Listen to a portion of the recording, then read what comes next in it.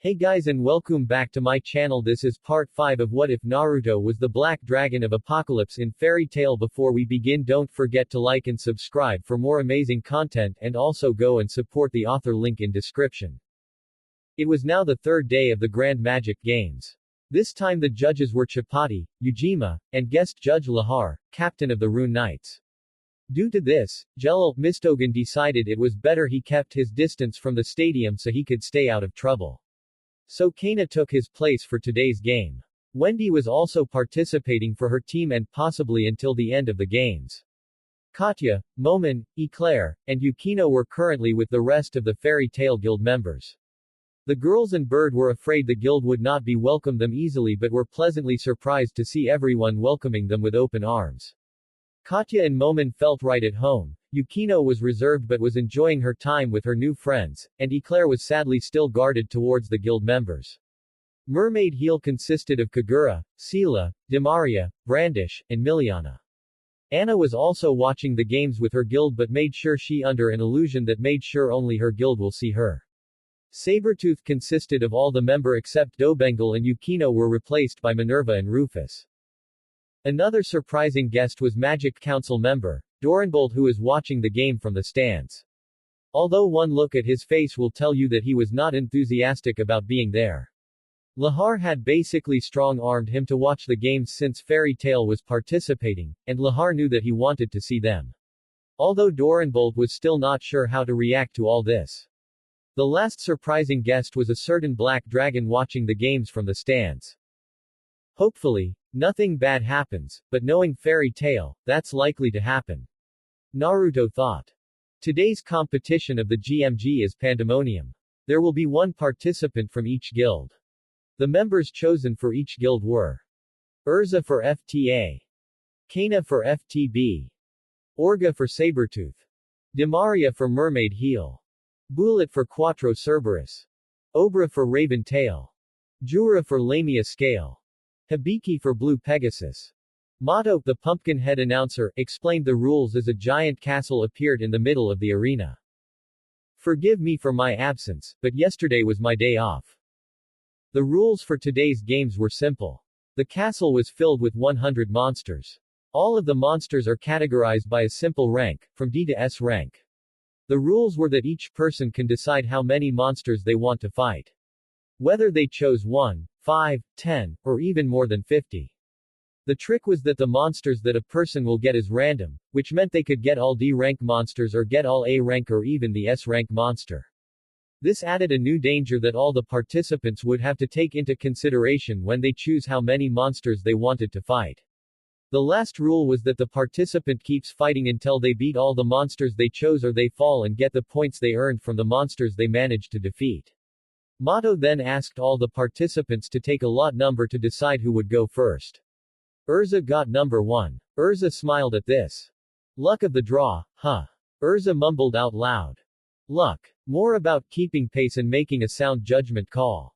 The order of battle is rather irrelevant for this game. Mato said. This is no longer a game. Erza said as she began to walk forward.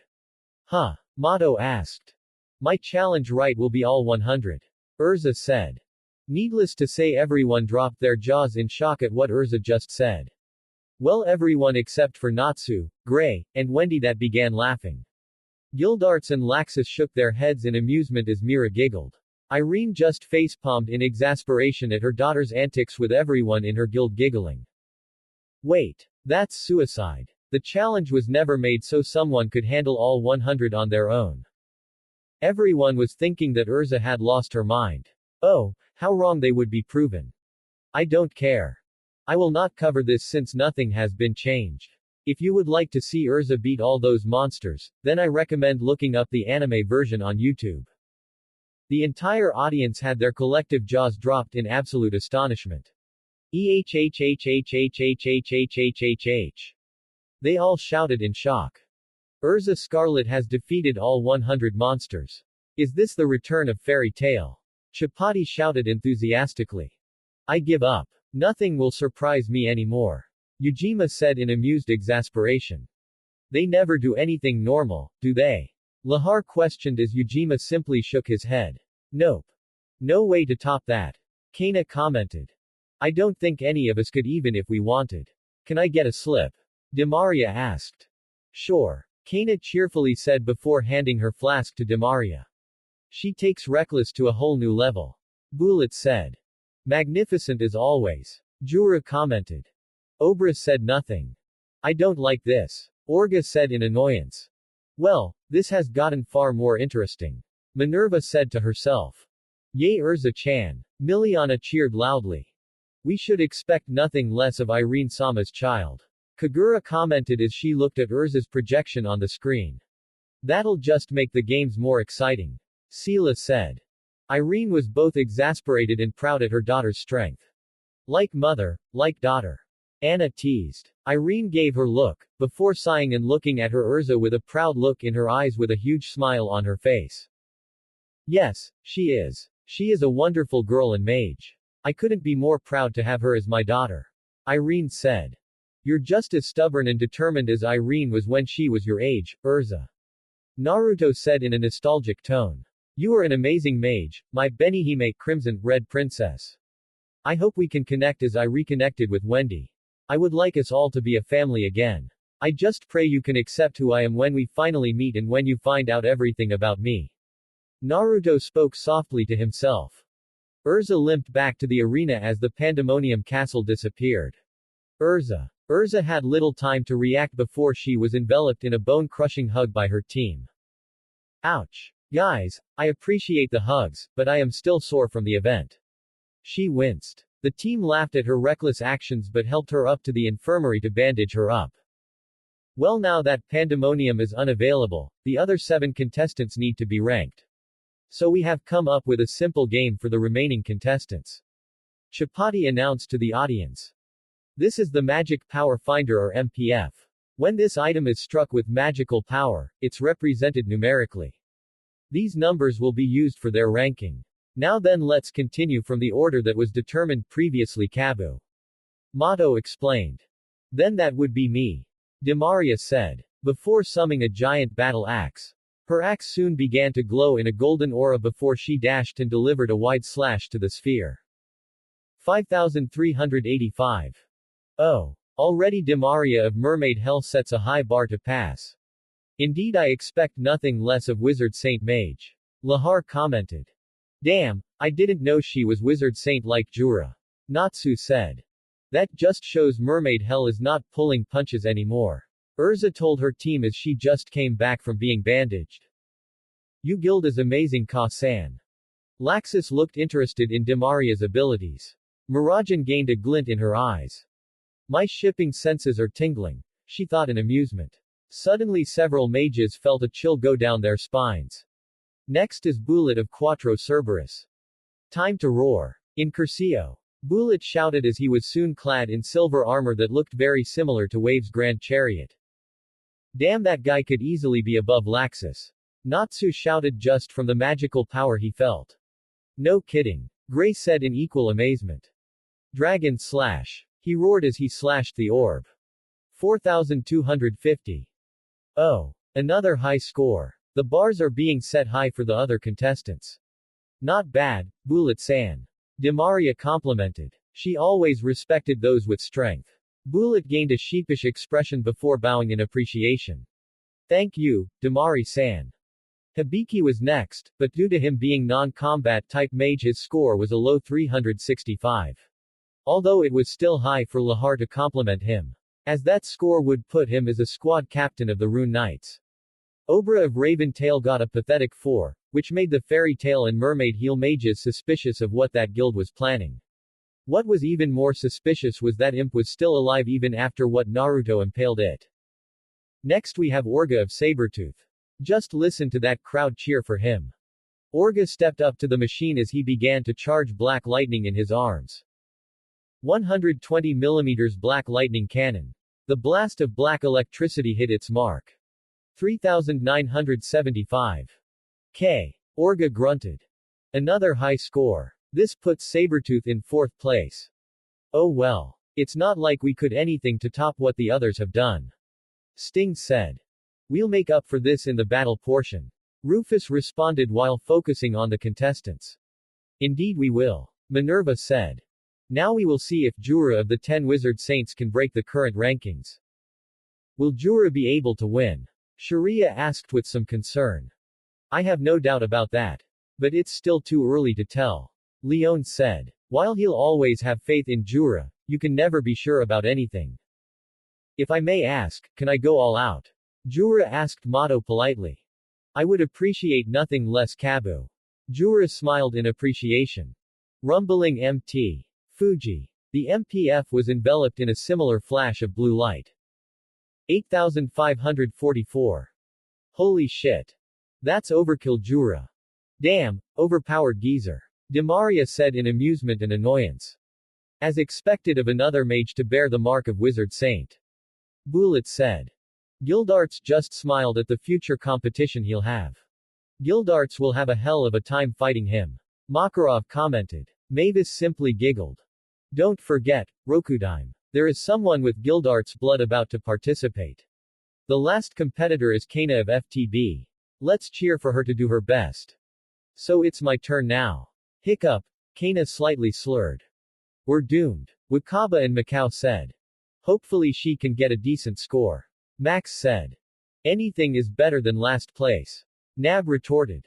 Well then here we go Tilda, Kana said as she began to take off her top. Don't strip, shouted several mages from her guild. Well, time for me to strike. Kana said with a familiar mark on her forearm. Wait, isn't that? Several fairy tale mages shouted in shock. Showtime. Makarov asked, shouted in confusion as he looked at his predecessor. I let her borrow it for this competition, she said before looking at Makarov with a cute expression with stars in her eyes and stars floating all around her. In order to win, Makarov could do nothing, but gape in shock and horror. Gather. O fairy guiding river of light. Kana began to chant as she raised her arm with the second mark into the air. Her latent magical abilities were high, to begin with. She just needed the right push. But she'll definitely be able to use it properly this time. Shine. Destroy the fangs of evil. Fairy glitter. Kana shouted as she sent her arm back down. As soon as she did, a massive golden light enveloped the MPF in a giant explosion. The audience was left gobsmacked at the scene, as were the other contestants. That was one of the 3 great spells of fairy tale. Ivan said with a lustful glint in his eyes. They never can do anything normal, can they? Naruto thought in amusement and exasperation. 9999. Just what the hell? The MPF was broken after reaching its maximum output. What the hell is this guild? Is this the revival of fairy tale? Nothing can stop us. We're fairy tale after all. Kana shouted as she posed for the crowd. Food for thought, Kabu. Mato said. Up in the stands, Narpending came up to his team leader. Alexei Sama. Here are the matchups for the battle portion. Said as he gave Alexei a slip of paper. Good. Now we can begin our initiative to reach our objective. Alexei said as everyone had an evil grin on her face. The first match is between Eve from Blue Pegasus and Rufus from Sabretooth. This match was a landslide as Rufus easily decimated Eve. The second match was between Sela and Lubbock. It was an interesting fight for both of them, but Sela was the winner in the end. Now the next match was Laxus Drayar vs. Alexei. This had everyone's attention. Warren, is everyone connected through your telepathy magic? Makarov asked. Yes, Master. Warren saluted mentally. Is everyone in position? Makariv asked. Biska here. I am in position. Good. The moment you see anything unusual, you take a shot. Makarov said. Thunder Legion. Listen. We're all position, Master. If anyone tries foul play, we'll notice. Listen said. As if I will let those bastards interfere with Laxus's match. Fried said passionately. Everyone chuckled at that. Hey, Master ever asked if she could check on Elfman since she's worried about him. You know, as his overprotective girlfriend. Bixlow said. I did not say that. I am not overprotective. And I am not his girlfriend. Screamed a blushing Evergreen.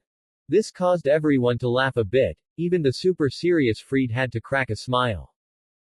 FTA and FTB, I will rely on you 2 teams to warn us if you see anything we don't.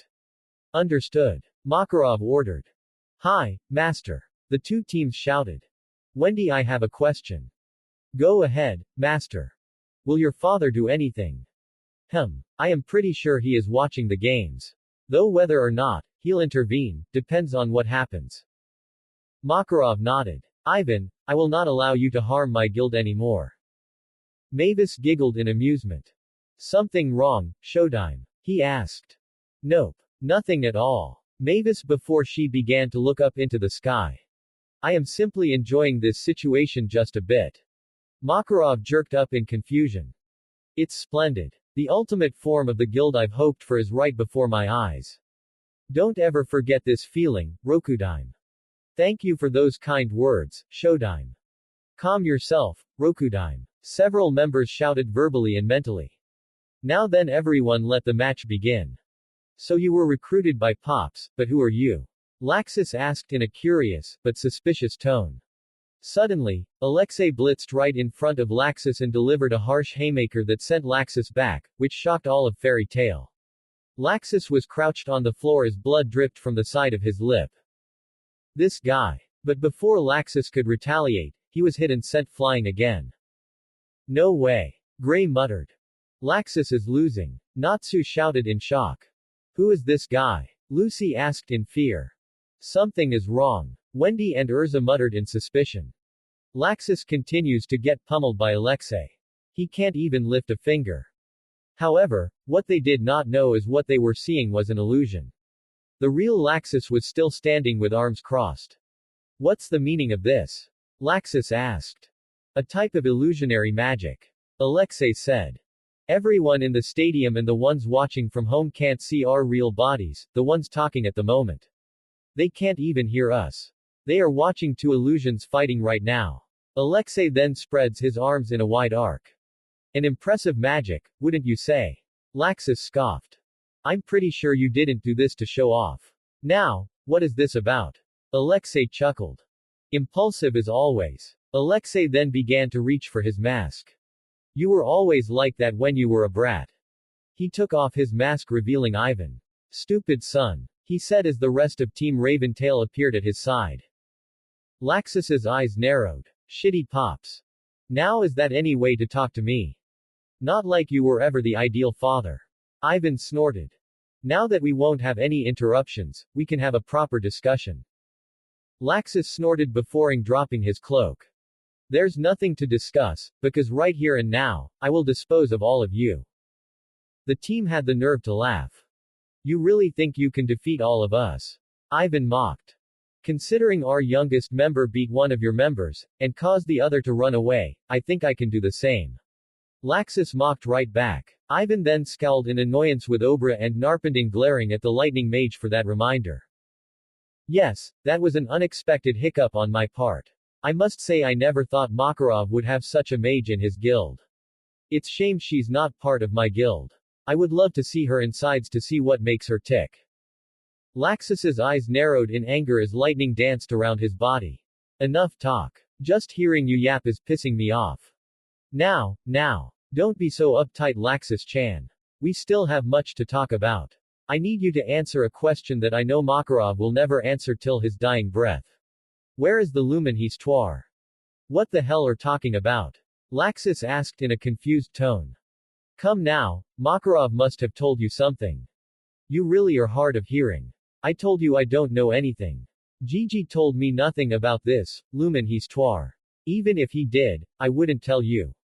Ha ha ha. Stubborn to the end, I see. Well, it doesn't matter, nothing will save you from this hopeless situation. Laxus just gave his father and his team a determined glare. Bring it all at once. The enemies of the master and my guild are my enemies. It's time you were taught a lesson. I will show you the power of my anti-fairy tale, Raven Tail. Back with the rest of the audience, they continued to see Laxus to struggle against Alexei. Laxus, what the air you doing? Shouted Natsu. Biska, what's going on? Makarov shouted in concern. Master, I am not sure.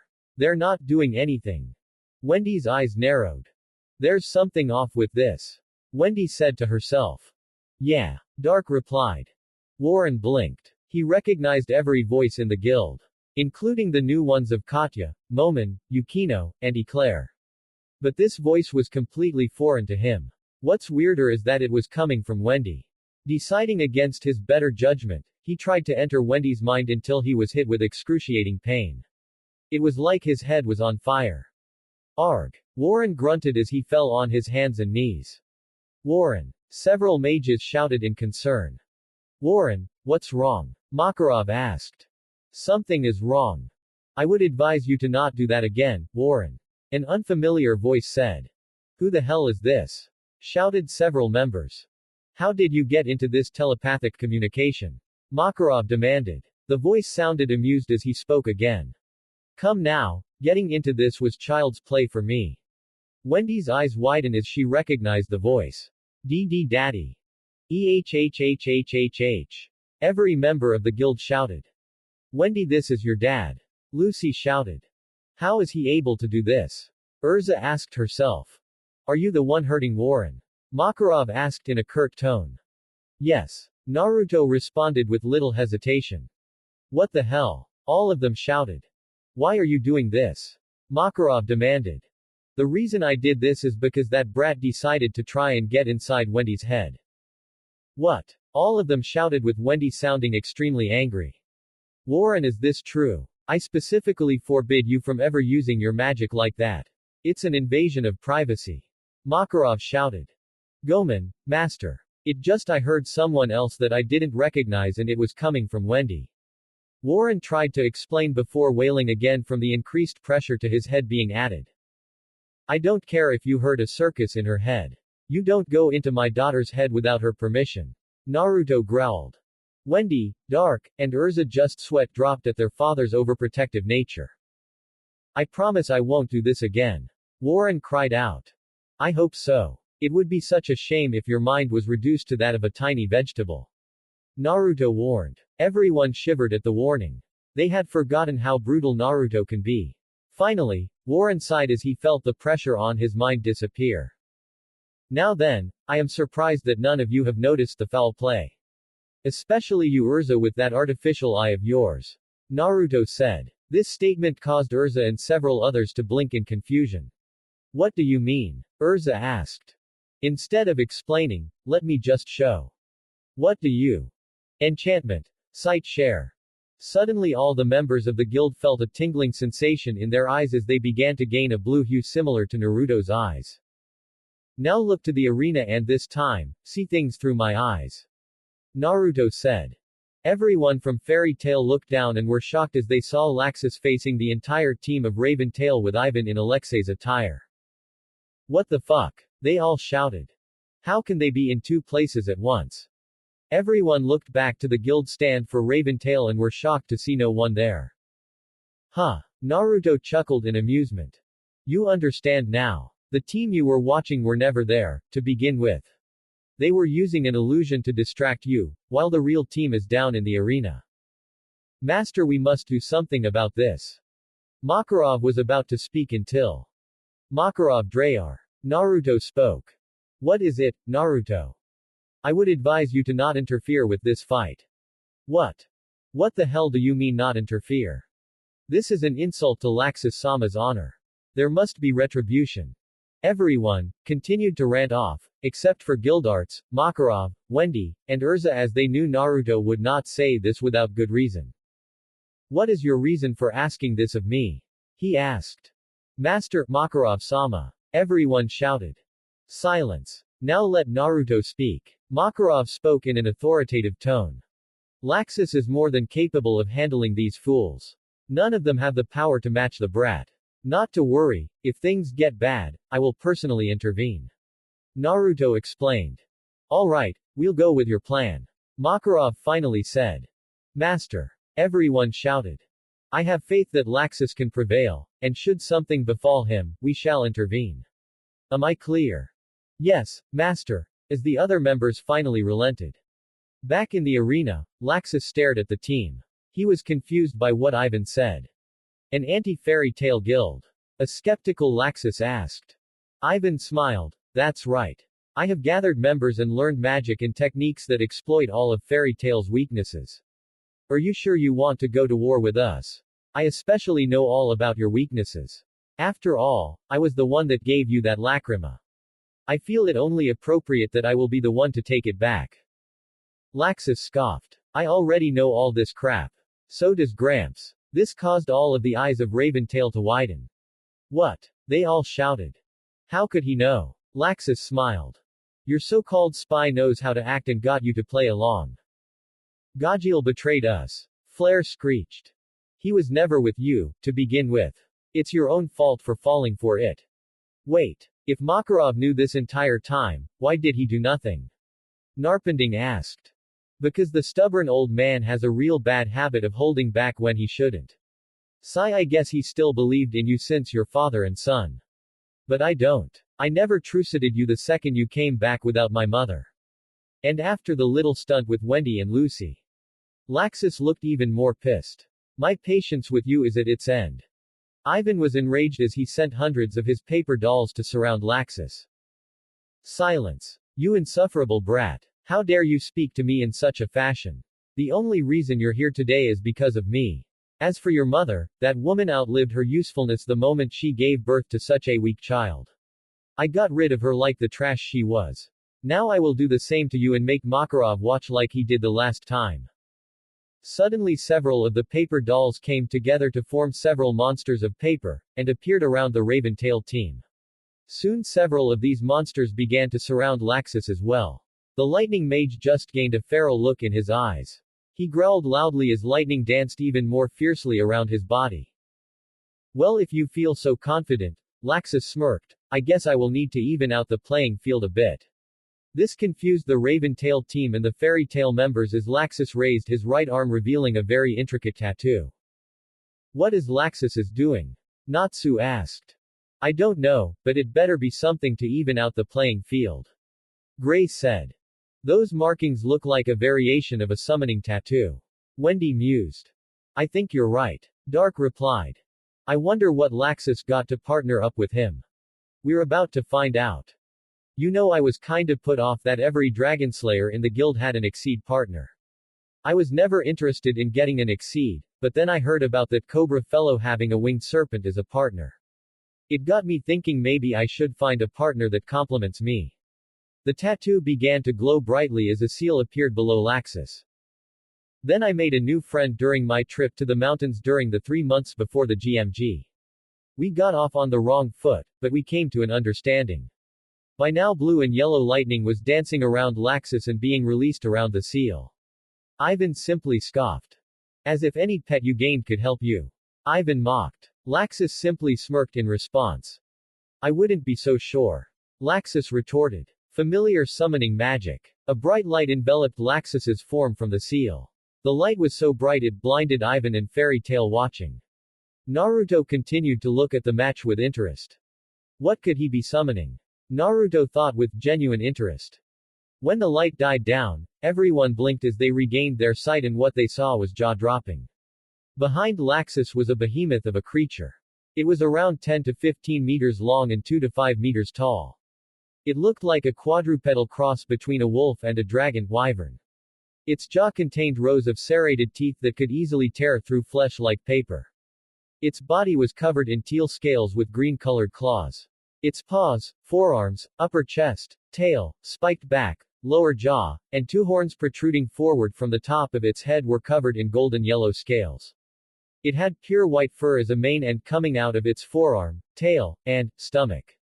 Its eyes were electric blue without pupils, making them look like endless blue portals. Blue lightning came out of the eyes of the creature with the lightning dancing around its body. The Fairy Tail and Raven Tail members were left speechless. What the hell? Shouted Natsu and Gray. What is that? Shouted the other members of the guild. Master, do you know what that is? Someone near Makarov asked. Makarov had his jaw hanging as he stared down at the arena. How in the world did he manage to tame that beast? He asked in wonder. Master, what is that creature? Erza asked. That is a xenogre. Xenogre. Everyone asked. I have never heard of this creature, said a large majority of the guild. I would be surprised if you did. It's a dangerous beast that's a distant relative of the wyverns. They are solitude bunch and usually tend to their own affairs. However, if you get in its territory, You better be prepared for the fight of your lives. The Xenogre has been recorded to have killed hundreds of people since it was first documented. The only ones that could handle such a creature are mages of Erza's level if not greater. Makarov explained. Damn. Where in the hell did Laxus manage to find one and actually make a contract? We'll have to ask him after the fight. I think you mean after this beatdown. I never thought I would meet a human that could tame the territorial and violent Xenogre. I wonder how he managed to get this one to become his familiar. You fairy tale mages never fail to amuse me. Naruto thought to himself. How the hell did you get a Zinogre to become your familiar? Shouted a very shocked Ivan. That's for me to know and you to never find out. Laxus said with a smirk before he raised his right hand. Zeke, go have some fun. The moment Laxus snapped his fingers, Zeke leapt and was on the other side in a matter of seconds. With one quick sweep of his claws, the Xenogre took out several of the paper monsters that Ivan created. What? He took them down so easily. Shouted the Raven Tail mages. Obra, go and drain his magical energy. Ivan commanded. Obra was about to begin before Laxus appeared in front of him in a flash and slamming a harsh fist into Obra's gut before slamming another fist into Obra's face, sending the blue-skinned mage into the ground. A sizable crater formed from the impact. That's what you get for thinking you can get away with attempted rape, you damn freak. Laxus growled. Narpending jumped forward as his arm enlarged. Needle arm.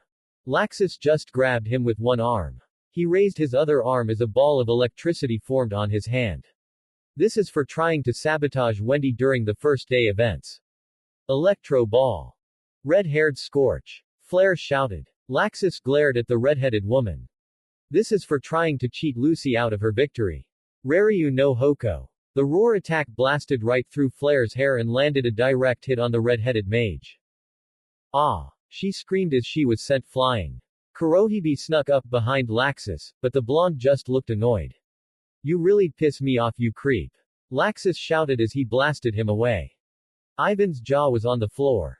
His entire team that was made to oppose Fairy Tail with little difficulty. How can this be? My elite squad has been beaten so quickly. No. I will not let this end so easily. My Shikigami, come to me. However, Ivan noticed none of his monsters surrounded him. He looked around to see his created arm destroyed with the Xenogre coughing up the chunky remains of the paper monsters. Hey! Laxus said in an amused tone. Damn you bastard child. I will not fall here. Ivan screamed as black and violet magical energy was released from his body. Shikigami. Chimera Army. Ivan shouted as he created around 50 more paper monsters. They were all around 10 meters with the tail of a king cobra, the lower body of a goat, the front body and head of a lion. Attack! He shouted. The monster all lunged at Laxus, but he was not intimidated as he simply fired a lightning roar, which destroyed several of the monsters. The rest managed to regroup themselves and were about to lunge again, but Zeke decided to have some fun again. In a flash of blue lightning, the Xenogre ripped through the remaining army. Zeke landed next to Laxus as he looked at his partner. Nice work, partner. Zeke just growled in confirmation. Ivan just looks at the two in disbelief before his face morphed into unrestrained anger. No. No. No. No. No. I refuse to lose to this inferior bastard and his pet. He shouted as the last pieces of his sanity disappeared. Laxus and Zeke both glared at the pathetic man in front. Suddenly Ivan's power began to rise as white lightning came out and began to cover his body. This surprised the two as they never expected Ivan to be able to use lightning, let alone one of the strongest variants of lightning magic. You will fall, brat. My master blessed me with this power. With this power I am invincible. Laxus and Zeke became guarded. Let's go, deadbeat. Ivan answered by disappearing in a white flash. Laxus was soon sent flying from Ivan delivering a haymaker to the face. He quickly disappeared in another flash and appeared above Laxus to slam him with an axe kick. However, Laxus managed to catch Ivan's leg and regain his balance. Laxus smirked at Ivan as he growled, but Ivan's eyes widened when he felt something above him. He quickly jumped back as Zeke dropped down. New powers. Same results. I will not fall to you. Ivan then began to collect white lightning in his palms before bringing them together to form a giant ball of power. Let's see you handle all of my power in one shot. Ivan sent the attack flying at his adversaries. Ivan thought his victory was assured. So imagined his surprise when Zeke jumped right into the attack head-on. There was a flash of light that blinded the two mages. When the two regained their eyesight, they looked to find Zeke, and Ivan was in shock at what he was seeing. Zeke was completely unharmed. In fact, it looked like it got supercharged by his attack, as instead of blue lightning, white lightning was covering its body and his eyes were pure white. What? Laxus merely smiled. You see, that is the special thing about Xenogre. They're able to absorb and generate nearly any level of lightning. That includes white lightning. There are only 3 that are rare for Xenogre to possess. 2 are exclusive to a certain group of slayers, while the last one comes from a rare fruit. Laxus then looked at Zeke. Mind giving me a boost? Zeke then fired a charge of white lightning into Laxus. Laxus's magical energy skyrocketed as his body was enveloped in an aura of yellow and white lightning. Ivan began to step back in fear. Wait, Laxus, you wouldn't hurt me, right? I am your own flesh and blood. Laxus simply glared at the fool. Fairy Tail is my only family. And those who threaten my family will get no mercy from me. Laxus shouted as he and Zeke reared their heads back. Raryu no Hoko. The two fired beams of electricity at Ivan. Ivan could do nothing but scream in pain as he was sent flying back into the arena wall, and destroying the illusion on the area. What the hell? Shouted the audience and the judges. What in the world is going on? 1 minute Laxus is being dominated in the fight, and now he's the last man standing with. Hang on. Is that a Zinogre at his side? Chapati shouted. Mato then walked towards Alexei and was shocked to see it was actually Ivan. Holy crap. Alexei is actually the guildmaster, Ivan Drayar. What? That is a clear violation of the rules. The other members must have been trying to overrun Laxus and used an illusion to conceal their plot. That is an immediate ground for disqualification. Chapati said. Wait, that means Laxus beat the entire team on his own. Just what is up with that fairy tale guild? How many monsters do they have in that guild? That means the winner is Laxus Drayar. Mato shouted cheerfully. Hooray! Mirajan cheered happily. That was awesome, Laxus. Natsu shouted. As strong as always. Erza complimented. Not bad, Laxus. Naruto thought. Oh, you definitely have my attention now, Laxus Drayar. Demaria said as she licked her lips. Ivan, you were a fool from the beginning. Makarov muttered as Mavis glared at Ivan's downed form. Laxus began to leave after Zeke left in a flash of lightning. As he walking out of the arena, he passed Ivan, who had one final thing to say to him. You have won this fight, Laxus, but not the war. I will be back. So will my master. You will know the wrath of my master. The wrath of Savitar. And don't forget about the Lumen Histoire. It's the darkness of fairy tale. Ivan said in a dark, maniacal face. Laxus just stared as Ivan was taken away. Laxus barely gave him another glance, before he walked away from the arena.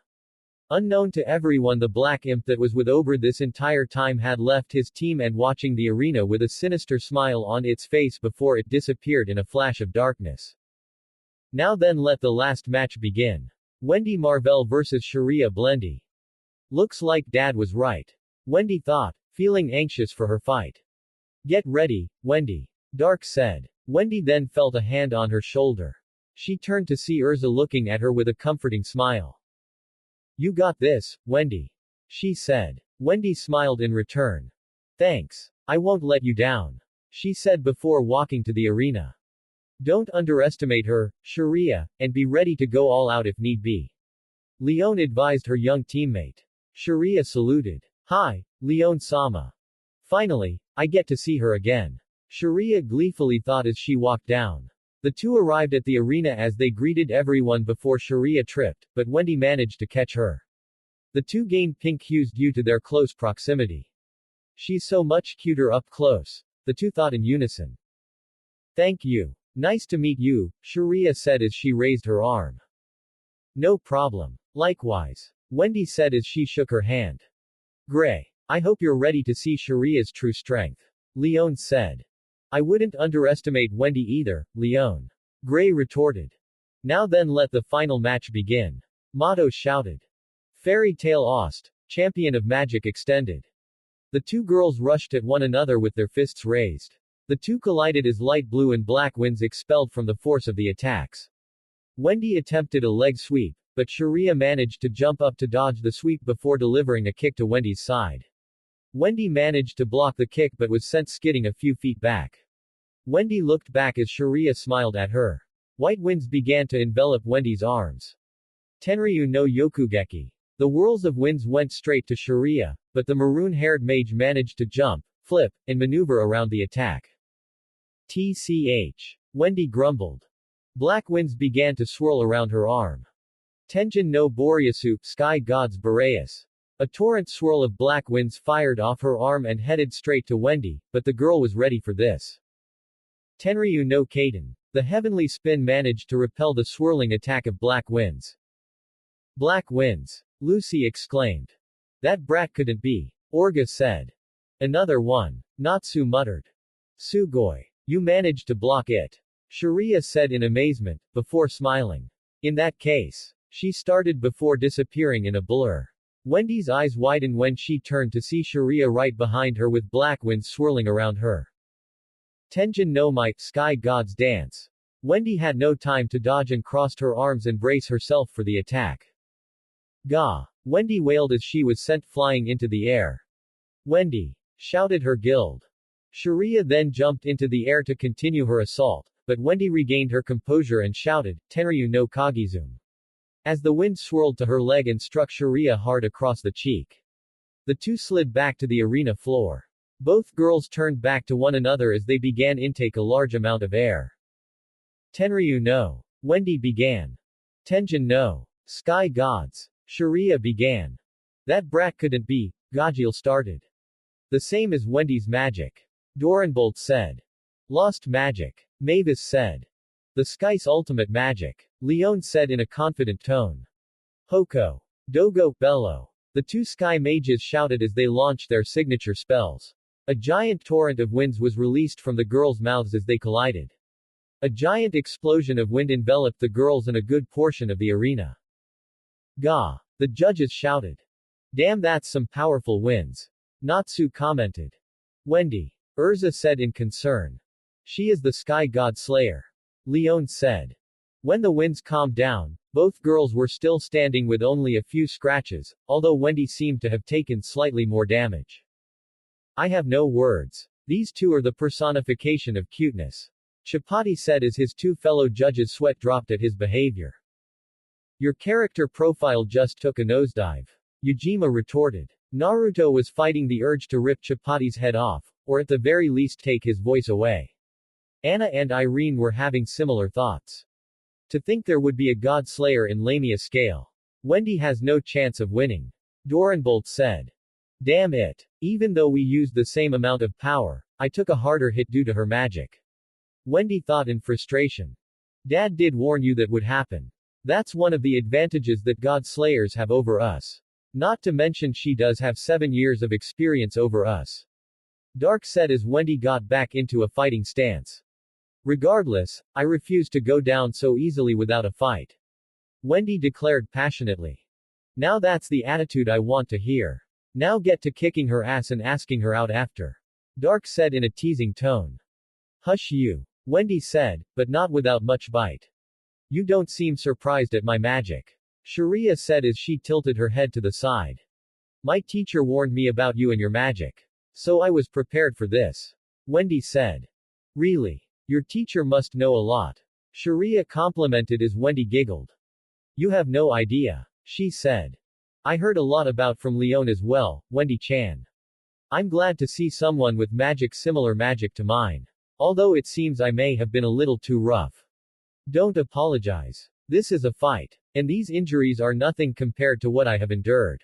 Wendy shouted as Sherria and several others were taken back by Wendy's declaration. Sherria then gained a huge smile on her face. That's the spirit. Let's enjoy this fight, okay? Hi. Wendy responded. She then crossed her arms as a magic seal appeared below her. Veneer. Arms. Armor. Enchant. Wendy felt her speed, strength, and defense increase. Ho. I think it's time to drop the gloves then. Black wind swirled around her hands. I will have to retaliate to your determine in full. For my guild and love. Sherria shouted. Black winds began to swirl around Wendy, but she was prepared. Tenryu no Namioroshi. The wave tornado managed to counter the black winds forming. Wendy then shouted, Wind Blade Barrage. Several blades of winds fired off and headed straight to Sherria. Sherria merely smirked in amusement. Black twisters. As the name suggests, several twisters of black winds fired off from Sherria's seal in front of her. The twister managed to blow off her swords and continued towards her. Wendy dodge! Shouted most of her guild. Tenryu no Tatsumaki. Wendy shouted as she fired a large tornado and collided with the black ones. The two attacks cancelled each other out as the winds fired off in every direction. Wendy then began dashing toward Sherria as wind enveloped her fingers. Air cutters. Wind sickles. Sherria retaliated with her own version of Wendy's attack. The two attacks collided and once more cancelled each other out. Wendy then created two blades of wind and jumped before a downward slash towards Sherria. Only for her to block with her own weapon and send Wendy skidding back. When she looked, she was surprised to see the weapon in Sherria's hands. It was a black and violet scythe. Tenjin no Sukuizu, Sky God Psyche. Sherria muttered. She then looked at Wendy with a challenging smile. Ready for round 2, Wendy-chan. I was born ready. She said before she dashed forward again, but this time Sherria also dashed forward.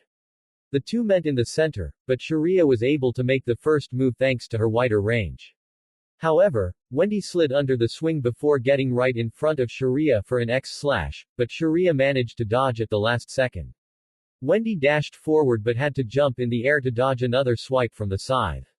She then tried to deliver a roundhouse kick that was dodged before Sherria tried to swipe at Wendy again. Only for Wendy to block with her blades. The two broke off the stalemate and attacked again. The two girls continued to block, dodge, or parry each attack the other performed. For the audience, they were simply mesmerized by the performance of the two girls. They had expected a fight like this from the more experienced members of the guilds, not the youngest members. What an exciting match. Neither one is letting up. Chapati shouted. Go Wendy. Kick her ass. Natsu and Gray cheered. Man, whatever her dad taught her is really paying off. Kana said. It's amazing how much she's changed. Mira said. Tu-san must have really put Wendy through the grind. But the question is, what else did he teach her? Erza questioned. Several others in the stadium were also thinking the same.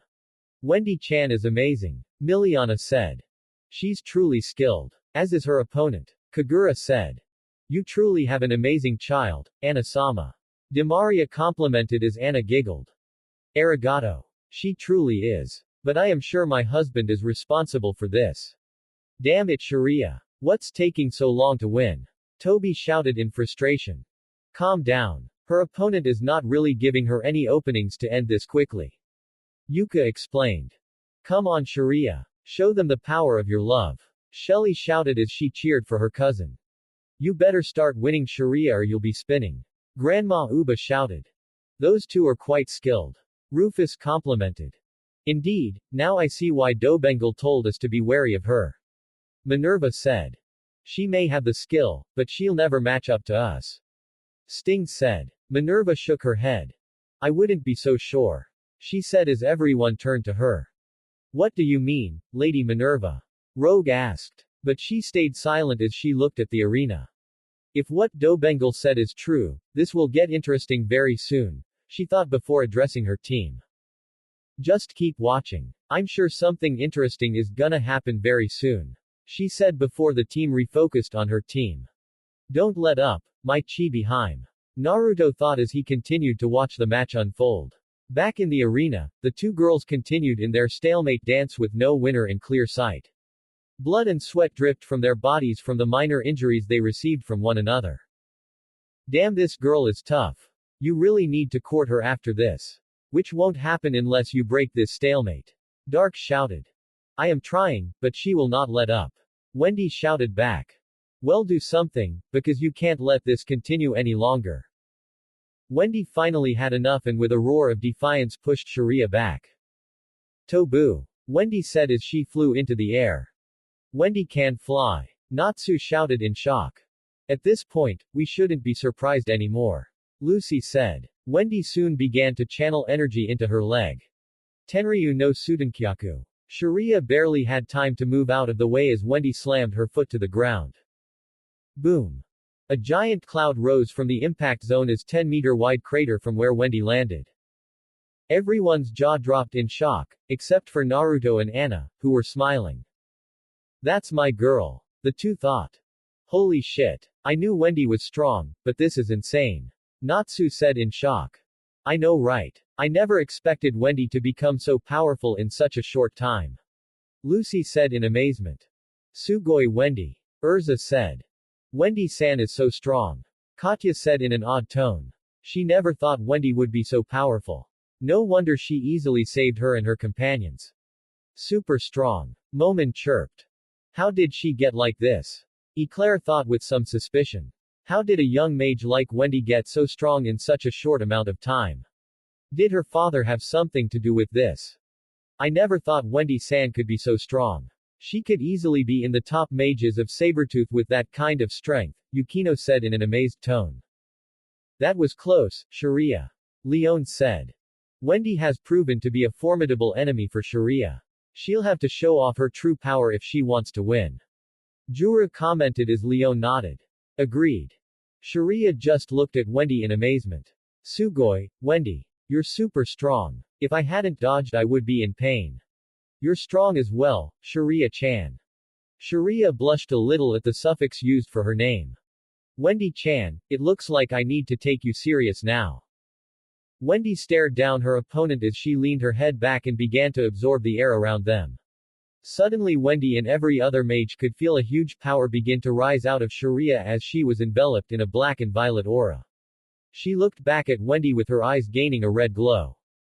Sky God aura. She muttered. Lamia Scales member smiled as Sherria was finally taking this fight seriously. Although they wondered if Wendy could respond to this. Wendy's eyes narrowed. It's just like my drive mode. Her power just took a major jump. Lily said. Can Wendy handle this? Carla asked in concern. I sure hope so. Happy said.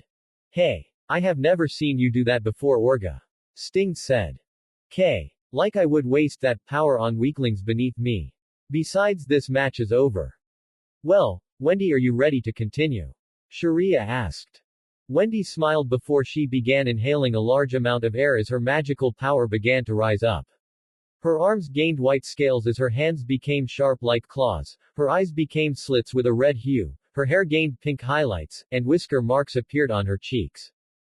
Tsukai Doribu. Wendy shouted. This caused several pairs of eyes to widen in shock. She has drive mode, too.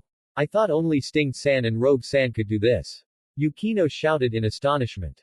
Yukino, can you explain this transformation? Makarov asked his guild companion.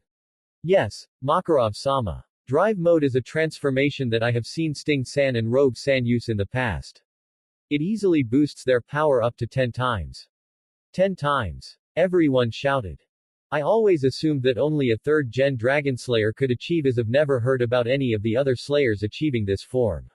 How did Wendy-san achieve it in just 3 months? The members did not need to know the answer as they all knew it. How can she have drive mode? Sting shouted in shock.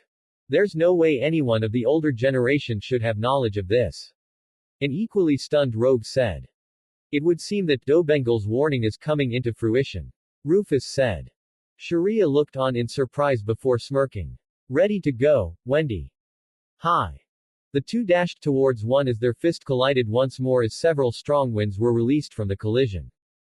What explosive power! And from the two youngest members of their respected guilds. The two girls began to trade fists once more and continued to match one another blow for blow. Tenryu no Tenku Haya. Wendy shouted as she landed a roundhouse kick to Sherria's side. Sherria slid a few feet away before lunging back and landing a hard haymaker across Wendy's cheek. Wendy was sent back a few before regaining her balance. Then Sherria gave her a smirk before she began rotating her arm at a rapid pace. Soon wind began to be collected around her before a miniature tornado was swirling around her arm. Wendy was guarded as she could tell that attack screamed trouble. Sherria disappeared before appearing right above Wendy. Tenjin no Senpuken, Sky God's Tornado Fist. Wendy had little time to react as she managed to move at the last second. The moment Sherria's fist landed on the ground, a giant explosion of whirlwinds erupted from the collision. The force was so strong that Wendy lost a balance for a few minutes. The rest of the audience was shocked at that display of power. Damn, that's some strong wind magic. Natsu shouted. Stay strong, Wendy, shouted several guild members. Wendy. Carla shouted in concern. Wendy looked on in shock at the damage caused by Sherria's attack. Okay, new plan. Avoid that at all costs. Agreed. Dark said. Sugoi, Wendy, you managed to dodge this, but you won't dodge the next one.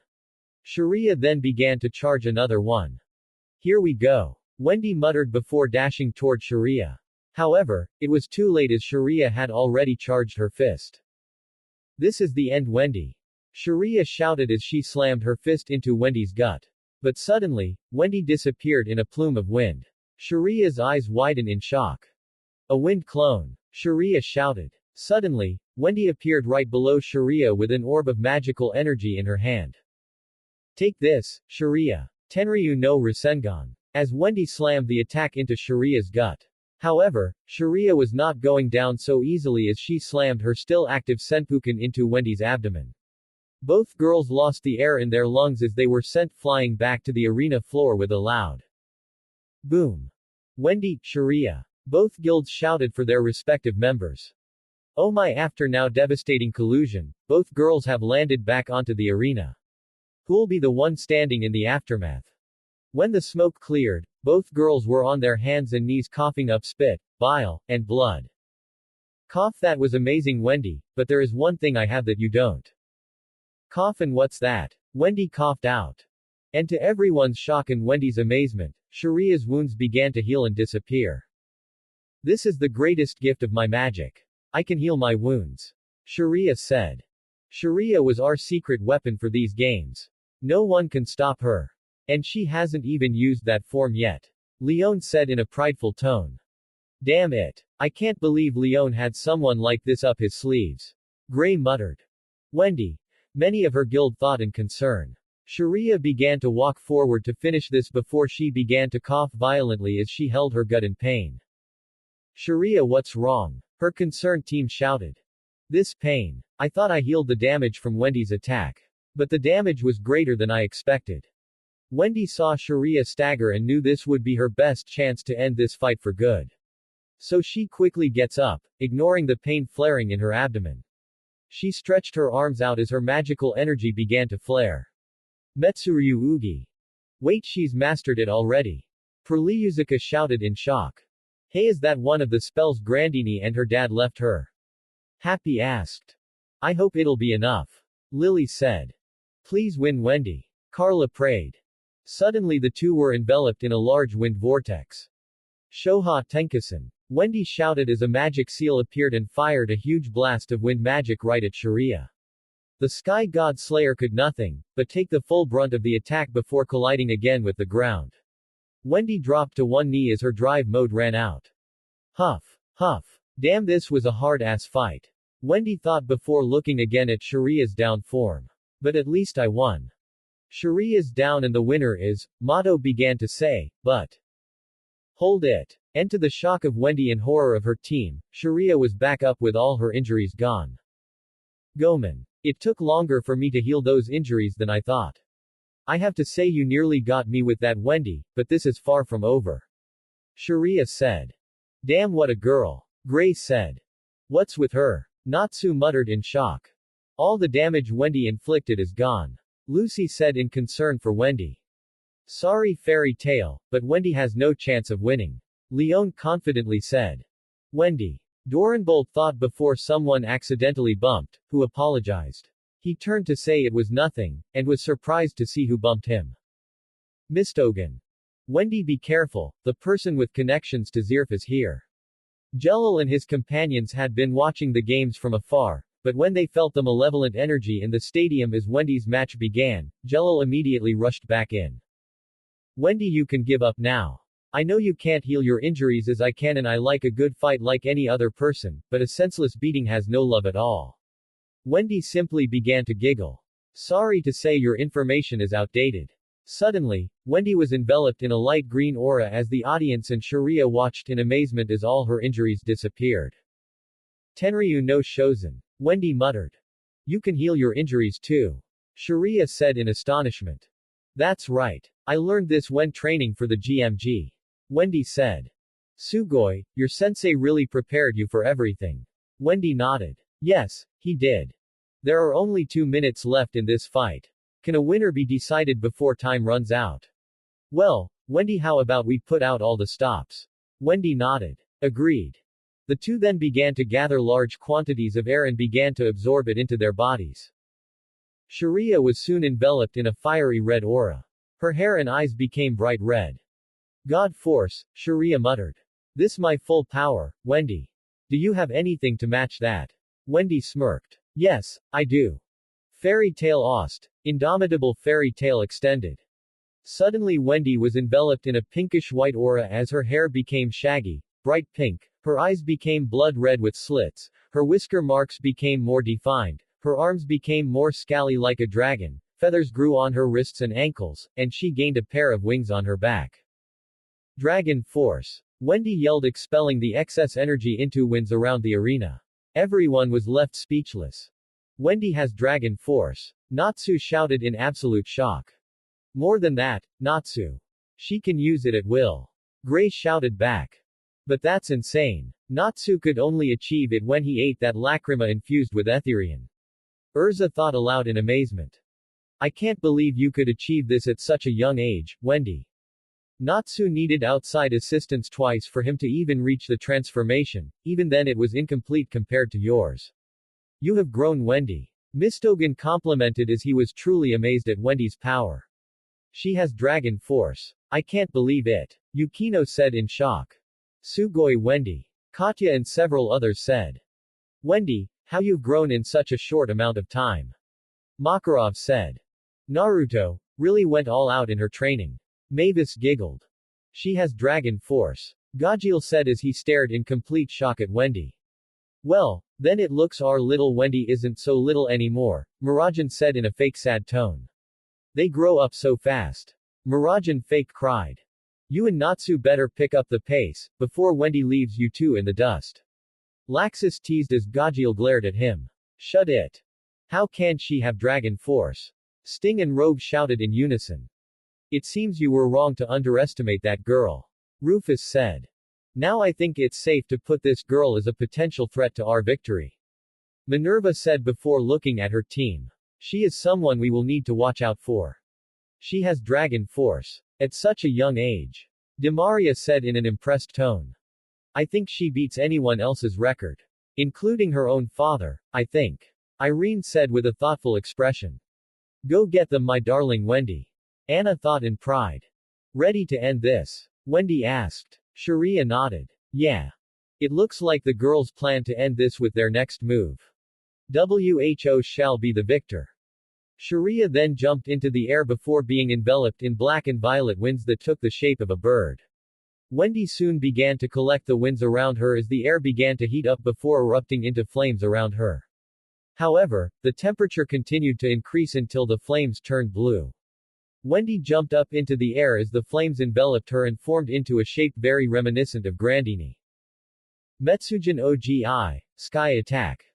Metsuryu Ogi, Brave Bird. The two attacks collided as a massive explosion enveloped the arena. Time's up. The last mage standing will be declared the winner. When the smoke cleared, only one girl was standing. When it was cleared, Sherria was on the ground, but Wendy was still up. That's it. Wendy Marvell takes the victory. She did it. Lucy shouted. Sugoi Wendy. Natsu and Gray said. You were magnificent, Imouto. Erza thought. Wendy won. Murajan shouted in joy. Never had any doubt. Kana said as she gulped down her keg of beer. She did her part, now it's up for the rest of us and her team to do the same. Gildarts said. Magnificent, Wendy. Jura said as he thought back to when he first met Wendy. She was a shy stuttering girl, and now look at her. You have grown into a wonderful girl and mage, Wendy Marvell. Be proud of yourself. You have earned this victory. Wendy, I'm so glad you won. Irene said. Well done, my daughter. Anna said as small tears fell from her eyes. Pride and joy evident on her face. Wendy finally fell to her knees as she finally acknowledges all the shouting. Wendy. Wendy. Wendy. Wendy. I won. She muttered. She finally gained a huge smile as tears fell down her eyes. I actually won. She then felt a warmth covering her body. Nice job, partner. You deserve the win. Dark complimented. Thank you, Dark, she said to her inner self. You were amazing, Wendy. A voice said. Wendy turned to see Sherria smiling at her. So were you. Wendy complimented. Sherria tried to get up but fell back down. Thanks. I would hug you, but I can't move at the moment, she said. Hang on. Wendy said as she shakingly got up. Let me help. Before she could finish, she began to fall again. Wendy shouted in concern. However, before she or anyone could do anything, someone caught her. Wendy looked up and was shocked to see her father there. He tapped her forehead before saying, Kiraja. As Wendy was enveloped in a green aura and all her injuries were gone. He then pointed a finger at Sherria. Kiraja. As all her injuries were gone. Sherria then jumped up and felt good as new. She then bowed to Naruto. Thank you, mister. She said in appreciation. Naruto nodded before he looked at Wendy and patted her head kindly. You did well, my dear. Wendy enveloped him in a fierce hug before kissing him on the cheek. Something that surprised the entire audience, her approaching team, and caused two people to frown in jealousy. Wendy noticed that her father's attire consisted of a dark blue hooded jacket, a black shirt, and black pants with military-style combat boots. He still wore the rings and earrings from their time in the carnival along with a familiar green necklace and black and gold Ray-Ban aviator sunglasses. Think Nero's new attire from Devil May Cry 5. Along with a few additions. Wendy. She turned to see everyone running towards her. Hey everyone. Wendy said politely. Wendy, who is this? And why are you so close to him? Erza asked in suspicion. Naruto merely looked at his daughter in amusement. You really did not tell them much, my chibi-hime. He teased as Wendy glared at him. I told them a bit about you, but not what you look like. I wanted it to be a surprise. Wendy explained. Everyone from Fairy Tail felt their eyes widen. Hold on, chibi-hime. Lucy began. But that means. Gray began in an equally shocked tone. No way. Natsu also said in shock. Erza was completely speechless as she now fully understood who this man was. Wendy then got the attention of her team and the entire stadium. Ahem. Everyone, I would like to formally introduce you to Naruto Marvel, my father. Wendy said with a huge smile. Naruto took off his sunglasses as he showed everyone his deep blue-colored eyes, which had no slits. Naruto can control when he has them like the other Slayers. It's just been a while since he's done it. It's nice to formally meet you in person, Fairy Tail.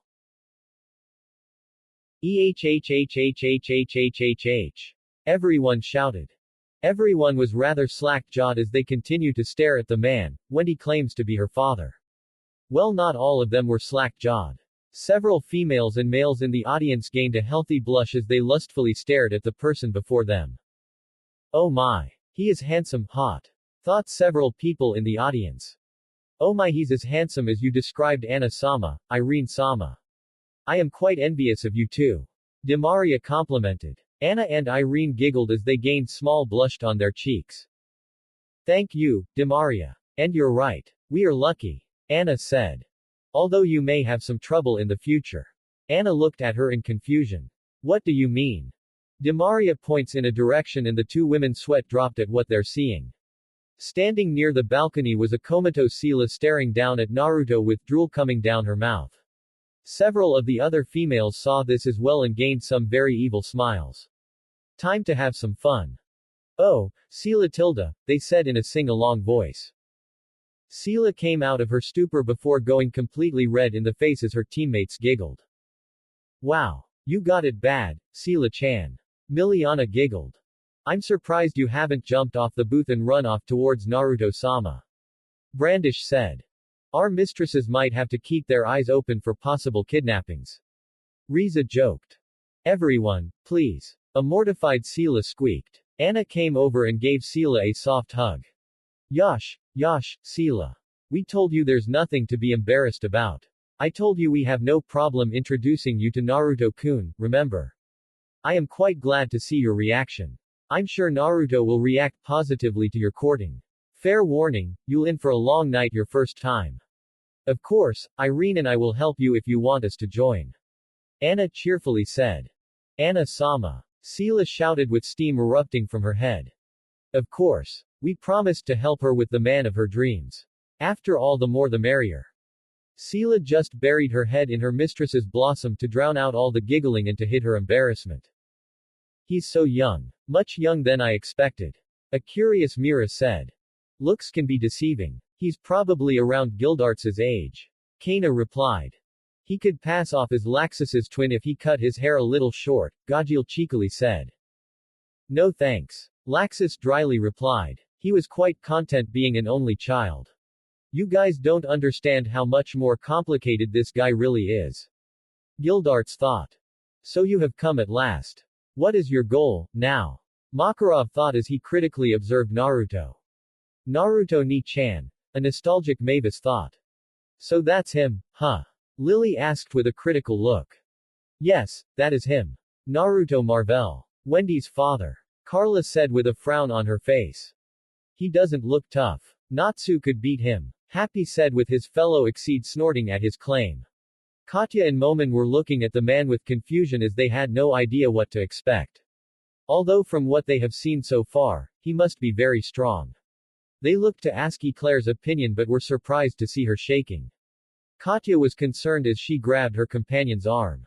Eclair. Eclair seems to get out of her trance as she looked at Katya. Katya continues to worry about her friend. Are you okay? You looked like you were having some kind of traumatic flashback.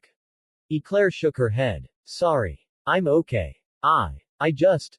For some reason I feel like I have met this man before. But I don't know where. This got Momon and Katya to look at one another before looking back at Eclair. Do you think the two of you have some history?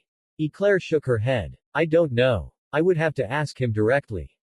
The three turn back to the arena, although Eclair continues to wonder why Naruto looks familiar to her, and why she gets such a sense of dread as she looks at him. Back on the stadium, FTA continues to stare in shock at Naruto. He's so young. They all thought, minus Wendy. Erza stared at Naruto in shock, confusion, and several other emotions. This is my father. He's not exactly what I expected. He looks almost my age, but that's probably due to him being a dragon slayer. But why does he seem even younger than Ka-san? I have so many questions I want to ask him. Where has he been for so many years? Did he know about Irene or Anna being alive? Why did never try to find them? Will I be what he expects out of a daughter? Everyone just continued to stare, except for one fire mage that lunged and landed a fiery haymaker on Naruto. This knocked everyone from their staring as they all gasped in shock. Natsu. Several mages shouted. Natsu, what the hell are you doing? Erza demanded. Flamebrain, have you finally lost all sensibility? Gray shouted. I just want to fight this guy. All the silence was getting on my nerves. Natsu retorted. Are you insane? You want to fight him even after everything Wendy told us about him? Lucy shrieked. Did Natsu have some kind of death wish that he attacks anyone that is stronger than him? He can't be that tough if I manage to hit him, Natsu responded. Natsu heard some giggling and turned to see Wendy covering her mouth. I hate to break it to you, but you're gonna have to do better than that, Natsu, Wendy said before pointing back to her father. Everyone turned back to Naruto and were shocked to see he did not move an inch after the attack. Hell, he didn't even look like he flinched. Natsu immediately jumped back a few feet. Naruto just gave the fire mage a smirk. Nice hook, but you lack any power, brat. I've withstood ice attacks hotter than that. What did you say? An irate Natsu shouted. By the now the entire was extremely confused with the situation, but still continued to listen in. Wendy was watching the interaction with Sherria in amusement. Natsu just reignited his fists with flames again. Fairy tale Ost, Sanin no dragon slayer. I, too show you some firepower. Natsu shouted. Natsu, you idiot, don't start a fight with someone you can't beat. Gray said. Why do you want to fight him? Lucy shouted. Because if I can beat him, then I'll be the top dragon, Natsu explained, thinking that his reason was legitimate. Are you insane? That's your reason for this? Several of the fairy tale mages shouted in exasperation. Although it sounded like something Natsu would do in a heartbeat. Naruto shook as he tried to hold it in until he snorted. He couldn't help but begin laughing uncontrollably. The laugh got onto Natsu's nerve as he shouted, "What the hell is so damn funny?" Naruto laughed for a few more seconds before calming down. I'm sorry. It's just been a while since I heard a good joke like that. I haven't laughed like that since my trip with Wendy, so thanks. Naruto said with a cheeky smile. Natsu glared hotly at the blonde-haired mage. Don't mock me. Natsu roared as he charged at Naruto with his flaming fist cocked back. Karyu no Tekken, Fire Dragon's Iron Fist. Karyu no Kagizume, Fire Dragon's Claw. Karyu no Saiga, Fire Dragon's Crushing Fang. Karyu no Yokugeki, Fire Dragon's Wing Attack. Karyu no Kenkaku, Fire Dragon's Sword Horn. Natsu continued to unleash every single spell in his Dragonslayer arsenal on Naruto. If he couldn't harm with a surprise attack, then he'll have to overwhelm him with every spell he has until one finally stuck.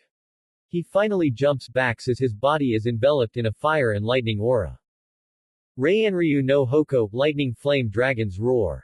Natsu roared as a gigantic torrent of flame covered in electricity hit Naruto and caused an explosion of fire and lightning.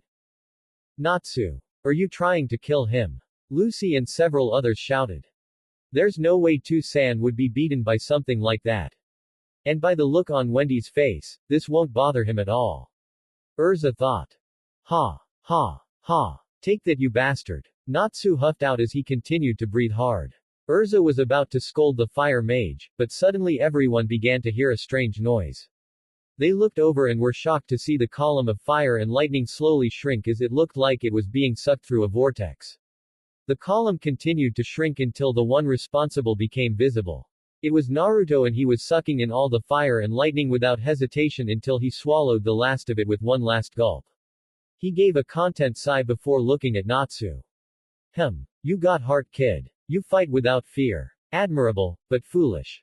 I don't believe what I'm seeing. Naruto Marvel swallowed the fire lightning attack without any repercussions. That makes this individual a Dragonslayer as well. Chapati shouted in astonishment. No way. A stunned Gray said. He took all that without any damage, Lucy said in fear. This is like Hades all over again. Yet it's much worse than that. Hades put at least some effort, if small, against us. Yet Tu-san is acting as if nothing happened. Erza thought. You have spirit, Natsu. But you still lack the power to be a true Dragonslayer. Naruto lectured as Natsu growled. You want power? I'll show you power. Natsu roared as he was enveloped in a fire and lightning aura once more. Natsu then concentrated the lightning flame into a giant sphere. Naruto merely smiled. Using two unaffiliated elements simultaneously is impressive, but that can easily be replicated. Naruto then shocked Natsu and the entire audience as he was enveloped in an aura blue and white flames with black wisps and blue lightning dancing around the flame aura and his body. Everyone was left utterly speechless. I don't believe it. Naruto has managed to replicate Natsu's lightning flame mode. I can't believe it. He copied Natsu's form, Makarov muttered. After seeing it only once. Lucy and Gray said. I can't believe it. He could use the form so easily. A stunned Laxus said. Sugoi, Tu-san. Erza said. Natsu was shocked before glaring at Naruto in defiance. Let's see what you got, you bloody copycat. Raienryu no Kone. Lightning Flame Dragon's Brilliant Flame. Natsu roared as he fired off his sphere attack. Naruto just smirked as he reared his fist back as the blue flame and lightning concentrated into the palm of the fist. Raienryu no Hoken. Destruction Lightning Flame Dragon's Breakdown Fist. Naruto said as he fired off a giant fist constructed of flame and lighting. The two attacks collided in mere seconds. The result was instantaneous. Naruto's Hoken attack ripped right through Natsu's cone before racing towards a stunned Natsu as he was enveloped in a bright explosion. End of theme. Natsu. His entire guild shouted. Natsu was sent flying a few feet back. Arg. Natsu as he held his body in pain. Natsu, what's wrong? Several of his guildmates shouted in concern. What the hell? It burns. This fire actually burned me. This shocked the entire audience. There actually existed a fire that could harm Natsu, a fire dragon slayer. That's what happens when you're exposed to the flame variant of my attribute, which also has properties of black hellfire. Naruto thought before pointing his finger at Natsu as he said, Kiraja. Natsu was enveloped in a familiar green aura, which healed all his injuries from the attack. Natsu looked to see his injuries gone. He glared at Naruto, who simply raised his eyebrow asking, what? Natsu growled as he got up. He was about to lunge at Naruto again, if Gray didn't appear behind Natsu and smacked him on the head. Ow! What was that for, you bastard? Natsu shouted. For being a dumbass and picking a fight with Wendy's dad, Pinky. You wanna go, Elsa? Natsu roared. Bring it. Smack. Quiet both you. Erza growled at the two. Natsu rubbed his head before glaring at Naruto. How the hell did you burn me? Fire isn't supposed to hurt me, yet yours did. Neither Thorin nor Sherria had the fire element, so why do you? And why the hell does it feel familiar to me? What the hell is your attribute? Naruto simply smirked at Natsu's frustration. It gave him a sense of nostalgia. Alright, I'll humor you. As you know, Thorin is the black energy dragon. Like him, I am able to manipulate, absorb, generate, and emit Eternano in its purest form. Sage, Aura, and Enchantment Dragon Slayers are also able to perform these capabilities as they are subclasses of Energy Dragon Slayer magic. Now every mage absorbs the raw Eternano particles around us, but the body does it at a slow pace and then converts it into magical energy so that it can be used by the mages. I, however, am able to wield and absorb the raw Eternano particles with zero consequence. Sherria was the blue sapphire dragon. She had the power to manipulate souls, spirits, and she passed the art of soul slaying to me. Natsu's eyes and the eyes of everyone in the stadium widen in shock horror. What? Everyone shouted. You're a soul slayer. Does that mean you devour souls like Sherria? Naruto shook his head as he gave a small smile. You're wrong about one thing. Sherria never absorbed, manipulated souls, spirits. It went against her gentle nature, bless her heart. Naruto then looked at Natsu with a rather ominous smile. Sadly, I am not as gentle as my mother, and I took her magic farther than she ever did. I then combined my two Slayer magic to create my own original, Dragon Slayer attribute. Now Natsu, when I fought a fire dragon and killed it, I absorbed its soul and something interesting happened. Everyone leaned in to hear the enticing tale. I was able to wield fire dragon slayer magic. Thus Igneel lent a paw in helping me learn how to manipulate fire. What? Igneel taught you? A shocked Natsu exclaimed. Taught is a bit of a stretch. More like tutored. But you can call it what you want. The same occurred with Metallicana, Grandini, Wislegia, Skiadrum, and several other dragons. Now Natsu, when you take Eternano and combine it with several other attributes, elements, what do you get? Natsu, Erza, Jelal, Makarov, and several others paled as they understood the implications of what Naruto was implying. Etherian. You're an Etherian dragon slayer. Natsu shouted. Etherian. Several others shouted. But wait, doesn't that mean you're immune to any type of magical damage? Lucy exclaimed. Not exactly accurate. I can still get injured, but the damage is really superficial. So unless you are a high-tier dragon or a being of similar or higher status, you're not gonna be able to harm me. Although I renamed them as Hakai, the effects are still the same. I just felt that Hakai was a more appropriate name. Everyone could only look on in shock. Not only was Naruto a dragon slayer, but his attribute made it impossible for any regular mage to harm him. Naruto then gave him a cheeky grin, a power fit for the Dragon Slayer King, wouldn't you say, Natsu? Natsu stood up again as he ignited his fists. Natsu again! Shouted everyone. If you're an Etherian Dragon Slayer, then I can kick your ass since I've eaten Etherian before. Natsu roared as he lunged, despite his teammates' protests. Naruto sighed in exasperation.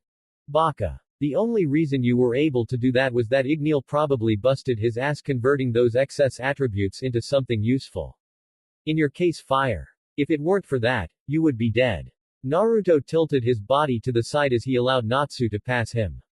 Naruto raised his arm and with one chop to the neck Natsu's aura disappeared as he fell to the ground unconscious. Everyone's eyes nearly popped out of their heads. He beat Natsu in one attack. A stunned Gray said. Just how strong is this guy? Lucy asked out loud. This probably isn't the peak of what he can do, Makarov muttered. I can't believe it, the Dragonslayer King exists, Sting muttered in shock. His power is as fearsome as expected, Rogue said. Interesting. Minerva mused. Natsu. Happy exclaimed. Happy wait. Carla and Lily said. Naruto grabbed Natsu by the collar of his shirt and lifted him up and unknown to everyone, began using his sensory abilities on his body. Ignial's soul is in the same condition as Grandini. END is still hibernating within the demon seed, but I can sense there are several cracks in the seed. The first few must have occurred from meeting Lullaby and Deloria. Meeting fellow demons of Zirf must have resonated with his demon half. Then meeting Zirf and nearly being exposed to his death curse may have caused another crack. It's also possible my presence caused another fracture. The last fracture was probably caused by his fight with Hades Precht. This idiot thinks he survived Grimoire Law thanks to his friends, but that's not the complete truth. He survived because Grimoire Law is a spell based on Zerif's magic. Something that he should not be affected by. Instead, he probably absorbed it. It's only a matter of time until the seed breaks. Hopefully, I'll be able to help Natsu to control that power. Naruto then tossed him over to Gray, who easily caught him. He then noticed something. Wait, I sense the power of a devil slayer within him, but how? Devil slayers are extremely rare in Fury. Wait a minute, that cold power, it feels similar to holy shit. Naruto's eyes widen as he recognized that power. It was the power of the Ice Devil Queen. Ha ha ha ha. I can't believe that Ice Queen actually settled down and had a child. Oh, things are getting far more interesting. Naruto then turned his attention to Erza. I can sense her inner dragon. So Irene allowed Erza access to her Dragonslayer magic. Hey, like I said before, Fairy Tail really knows how to entertain me. Gray then smacked Natsu over the head. Ow. What the hell, you ice prick? Smack. Ow. Natsu. Natsu froze as he turned to see an irate Erza. It would seem I will have to discipline you later on some matters. Natsu was shivering along with several others that pitied his current plight. Stay, she said coldly as Natsu and Gray nodded furiously. Erza turned to Wendy and sweatdrop at what she saw. Wendy and Sherria were on two bench seats, giggling as they ate some popcorn and pop. Where the hell did she even get all that? Wendy noticed Erza's look before softly smiling and giving her a nod. Erza returned the nod before she turned and began walking forward towards Naruto. Erza. Lucy asked. Stay, I have something I need to say. Erza then walked over until she was just a few feet from her father. Good luck, Oni-chan. Wendy thought. Erza. Naruto. The two continued to stare at one another. No words were spoken, but their eyes told a different story. Various emotions flashing before their eyes. For Erza, her eyes spoke anger, anxiety, confusion, sadness, hope, and joy. Naruto's eyes had pain, regret, shame, pride, hope, and joy. The two stayed in silence until Erza broke the silence. I spoke with Irene Belsarian. Erza saw her father's eyes flash through a myriad of emotions. All very similar to the ones he had when he looked at her. Finally, Naruto spoke. I see. He said softly. How much did she tell you? She told me about how herself and Anna-san. When they met you. That both of you were Dragonslayers. Some of the horrors you faced in the conflict you were involved in. She gave a brief explanation of your fall into darkness. She explained what she did after you were separated and how Anna helped get through her toughest times. I finally learned about my siblings. Naruto nodded. Erza. Erza turned to see Lucy and the rest of Team Enmato looking very confused. Wendy was calm, while Sherria was looking very curious about the scene before her. Erza, what's going on? Gray asked. Yeah, why are talking like you know him? Plus, who is Irene? Lucy asked. I believe I can answer that. A familiar voice said. Everyone turned to see the ever-lovely Irene walking down the arena. Everyone was in awe of the beauty they were seeing. Well, most of them were, as several had fainted due to a rapid bloody nose. Ohio Auntie. Wendy chirped as she rushed towards the Scarlet Mage and gave her a tight hug. Oh heyo. I'm so happy to see you again, Wendy. Irene said cheerfully as she happily returned the hug. I'm not the only one who's happy, Wendy said as Irene looked up to look at her husband. Naruto. It's been a long time, she said softly. It's been far too long, my Crimson Queen. He replied in the same soft tone. Excuse me. Everyone turned to see Mato scratching the back of his head. I really hate to interrupt as this seems to be a rather personal conversation, but may you explain what's going on? Irene giggled. Forgive me, everyone. My name is Irene Belsarian. I am one of the twin guildmasters of Mermaid Heel. Wait. You're Mermaid Heel's master. Gray and Natsu shouted. And why do you look like Erza? Lucy asked. Irene smiled.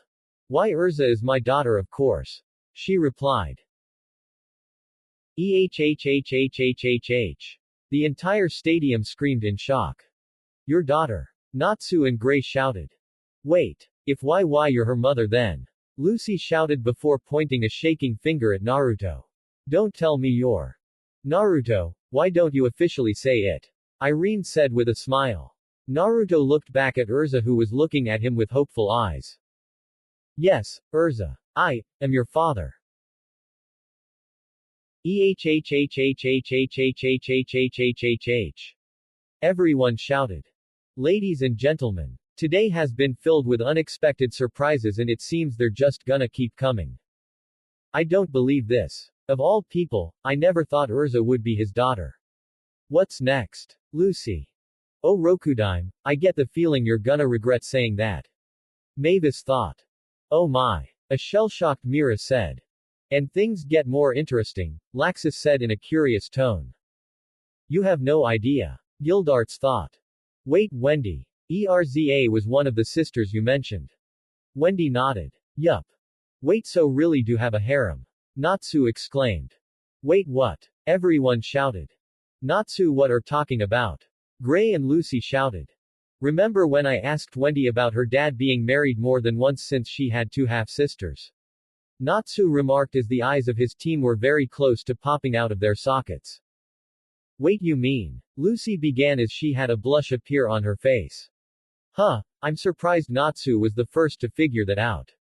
Naruto said out loud, ignoring the indignant cry of, screw you, asshole. From the pink-haired mage. That is correct. I have more than one wife. Irene is my third wife.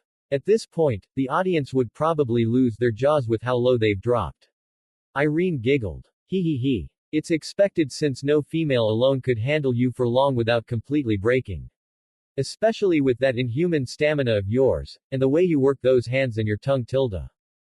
Auntie Ka-san, shouted an embarrassed Wendy and mortified Erza. She turned to see nearly the entire stadium knocked out cold from a bloody nose. Anna could only shake her head in amused exasperation. Naruto just gave her a blank stare. Irene could only sheepishly scratch the back of her head. Oops. Womanizing playboy. Carla thought cynically. She jumped slightly when Naruto turned towards her. It's unwise to formulate opinions of people you don't know, Carla. What did she do now? Wendy asked coldly. Carla flinched at the tone before Naruto appeared in front of Wendy and flickered her head. Ow. Wendy said before glaring at her father. What the hell, Tu-san? You need to let this go, Wendy. Her words were out of line, but you two have been through far too much to let one fight break your bond. She still hasn't apologized to me. Wendy retorted with Carla looking down. You also have been avoiding her. So how could she apologize? Wendy merely huffed and turned her head. Naruto sighed before speaking again. Wendy, at least give her a chance. You have good people that watch out for you, Wendy, and you don't know when they may disappear from your life. Wendy turned to see her father's sad frown. She really hated seeing that look on his face. He had suffered so much and she did not want to be the cause of more. She finally sighed before saying, fine. I'll try to hear her out, Daddy. Naruto smiled before ruffling her hair. That's my girl. Wendy moved his hand away as she grumped under breath as Naruto, Irene, and Erza chuckled in amusement. Naruto then turned his attention back to Erza. Anyway, Erza. I think it's time for this to end. But, Erza was about to protest as there was still so much she wanted to ask and learn. Naruto raised his hand before giving her a note. Meet me there at 9 p.m. I will answer your questions to the best of my ability. You have my word as a dragon. Naruto then turned to his wife. Will I see you there, Irene-chan? Irene nodded. Yes, my husband, you will. Anna will be there as well. Naruto flinched, which made Irene and Wendy frown sadly with Erza looking concerned at her father's reaction. Unbeknownst to them, Anna was also saddened by her husband's reaction. Carla narrowed her eyes in suspicion but knew better than to open her mouth after what happened with Wendy. Naruto, you need to see her. We missed you. We miss our husband. Please don't run away again. Naruto took a deep breath before looking back at Irene. I promise. Irene nodded. Naruto then opened a portal. Alright, it's time for me to go. Wendy, Erza. I will see you soon. Wait. Naruto turned to see Natsu looking at him. I have one question, he said as Naruto raised an eyebrow. Which is? Why haven't you stopped Acnologia? You could easily kill him with your power. So why haven't you? Naruto sighed. He honestly wondered if one of them was gonna ask him this question or something similar. It's not that simple, Natsu. It's more along the lines that I can't kill him. We are in a way connected. We are stuck together. Mirror images of one another. This made Natsu and the rest of the still conscious fairy tale mages frown in confusion. What did he mean by that? Was he cursed in some way with Acnologia? That would explain his connection towards him. But for some like Erza, Laxus, and the mages of Crime Sorcier there was something more to what he said, but they weren't sure what to make of it. What do you mean? And will we really see Igneel and the others dragons? You will understand in a few days. You will know about the dragon's location, I can assure you. Everything will come to light then. Naruto said as he went into the portal and disappeared. Everyone, that is the end to one of the most exciting days of the GMG. What more exciting events can we expect from the guilds? Only time will tell. Find out in the next 2 days of the GMG. As the guilds and civilians were leaving the stadium, Laxus caught sight of his Thunder Legion waiting for him. Something the matter? He asked. Bixlo wanted to speak with you about something. Laxus raised an eyebrow. What's up? Bixlo looked rather nervous before speaking. I kinda used my magic on Naruto while he was in the arena. Laxus was intrigued by Bixlo's answer. So what did you see? Well, normally all souls I have seen usually look human-shaped. The only exceptions I ever noticed were Mirajan and her siblings, which is probably due to their magic. But. Laxus raised an eyebrow, but. I noticed that Naruto, Wendy's, and Irene's souls were not human-shaped, they were dragon-shaped. Couldn't that be because they're dragon slayers? Evergreen asked as that seemed to be an obvious conclusion to reach. Bixlo shook his head. I thought that too, but Laxus never had a dragon-shaped soul. Neither did Natsu and Gajiel. Although I noticed something was off with them too. I don't know if I'm losing my touch, but I swear I saw another soul inside of our 3 dragon slayers. Laxus, what do you think? Freed asked. Should we inform the master? Ever asked. Laxus thought what they should do. He had a pretty good idea as to why Naruto had a dragon-shaped soul, but he'll to confront his grandpa about it. Maybe he'll have an insight into the second soul as well. I'll talk to Gramps about this, but I want the 3 of you to keep quiet about this, alright? We don't need rumors spreading. Do you have a theory on this, Laxus? Freed asked. Does this have to do with Naruto being a 4th-generation dragon slayer? Ever asked. I have an idea, but I won't know till tonight. If I don't say anything, that means I got my answer and can't tell you. Understood. Hi, Laxus. Later that night. Laxus is by a fountain, contemplating everything that happened today. This day has been more troublesome than it should be. He turned his head when he heard footsteps approaching him. It was Makarov and Gildarts. Hey Gramps, old man. Laxus. They said. So come to ask me, how I got my partner? Laxus asked with a smirk. Both Gildarts and Makarov chuckled at this. As entertaining as that story would be, there are more pressing matters, Makarov said. Laxus, what did Ivan ask of you? Laxus sighed before answering. He kept nagging me about the location of something called the Lumen Histoire. Sigh, what a bothersome child. Continuously looking into things that should be left alone. Makarov said in exasperation. What exactly is the lumen histoire? Laxus asked, but Makarov shook his head. I can't tell you, Laxus. Only the guild master and the candidate I have chosen as my successor are allowed to know. Makarov explained. Fine. It's not I really care about. It's your business. Although he said one thing about it that kept bugging me. Laxus explained as he looked at his grandfather to gauge his reaction. He called it fairy tale's darkness. That is not true. Lumen histoire is fairy tale's light. A voice said. All three men turned to see Mavis Vermilion approaching. Showtime. Makarov began. Relax, Rokudime. I won't say any more than that. But how did Ivan find out about it? Gildarts asked. He probably read some mention of it from the secret archives in the guild's library, Makarov said. There's also the possibility that Hades may have spilled some info on it. After all, he was the second master of the guild. Laxus suggested. While that is a strong possibility, I don't think Precht would depart with that information, as even he knew the dangers of that info getting out. But even I can't guarantee that he did or did not. I was a fool for not watching Ivan more closely. It cost me the life of my daughter-in-law. Makarov finished in a sad tone. Forget it, Gramps. My old man made his piss-poor choices on his own. If there is anyone to blame, it's him.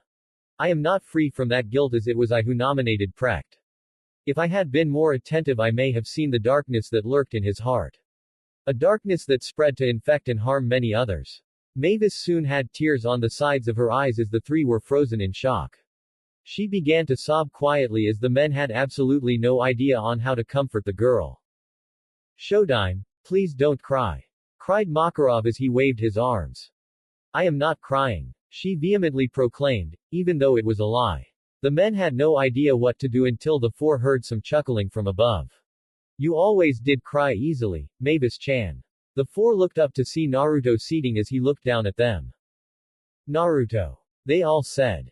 The blonde mage then jumped off as he landed gracefully on the ground before standing up and walking forward. The three mages became on guard but showed no hostility to the blonde king, who kept walking until he was right in front of Mavis.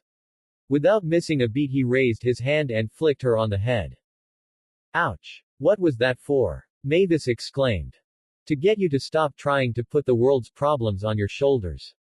Mavis continued to glare until she sighed and held her head down. Fishy ni-chan, she said in a quiet tone. Naruto sighed in slight annoyance. I see you haven't stopped with that oomph. Naruto was cut off as Mavis enveloped him a tight hug. Naruto looked down as he could see her visibly shaking as she sobbed into his shirt. Baka. Baka. Baka. Baka, ni-san. Naruto's eyes softened as he patted her head affectionately. Yeah, I am a stupid ni-san. Gomen, Imoudo for hurting you. Naruto said in a quiet that only she could hear as he returned her hug. The three just looked on at the interaction in quiet wonder, as they did not want to interrupt the tender moment. Naruto then turned his head to the side. You can come out now. Out of the shadows, Jelal, Ultir, and Meridi approached. How long have you been there? Makarov asked. We just arrived when he came. Ultir explained before turning her attention to Mavis, who's the little girl. Wait, you can see me. Mavis exclaimed. The three mages titled their heads. Why wouldn't we? Jelal asked. Mavis turned to her brother. What did you do? She demanded. Have you forgotten who my draconian mother is? He asked in a teasing tone. Mavis blinked before she blushed in embarrassment. Oh, right, that makes sense. She said. Normally Mavis is a spirit that only members of Fairy Tail. I am an exception to this rule, and thanks to my magic all of you can see her now. If only temporary. Naruto then snapped his fingers as the area around the eight was covered in runes with privacy silencing seals. Naruto then walked to the fountain before sitting down and looking at his audience. Well, I am sure you all have questions, so ask away. I will do my best to answer them. We have complete privacy at the moment. Naruto explained as Makarov nodded in appreciation. Well, I guess we make introductions, right? Makarov said as he looked at Naruto. It's nice to officially meet you, Naruto. Or should I say, acknowledgia. The eyes of three mages of crime sorcier widened, while Laxus's eyes narrowed. What? The three shouted. Makarov-sama, what are talking about? How can he be acknowledgia? Naruto simply chuckled.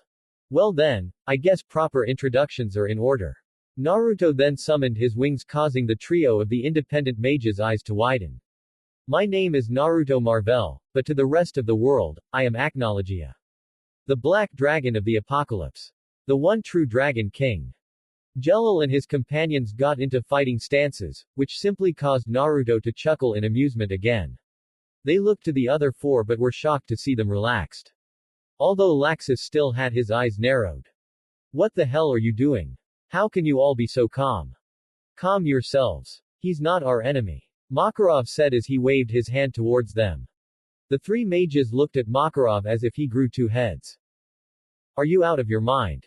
After everything he did to your guild, you expect us to believe he is not our enemy? All three shouted.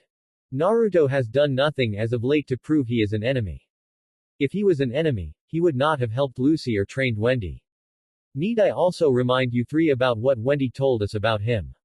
The three paused. Wendy mentioned that her father was truly doing everything to amend for his past sins. The risk he put himself in with the blood oath. But did that mean they could trust him? By the looks on the other four, they were willing to hear what Naruto had to say. The three finally decided to relax from their stances, but still guarded in case Naruto tried anything. Naruto just looked amused at all this. You three do realize, nothing you could think of, could stop me, right? Regardless of that, we would rather die, than submit to you. Ultir retorted with a determined glare.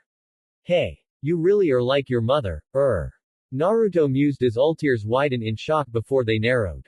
How the hell do you know my mother? Ultir said in a dangerous tone. Your mother and I were well acquainted a long time ago.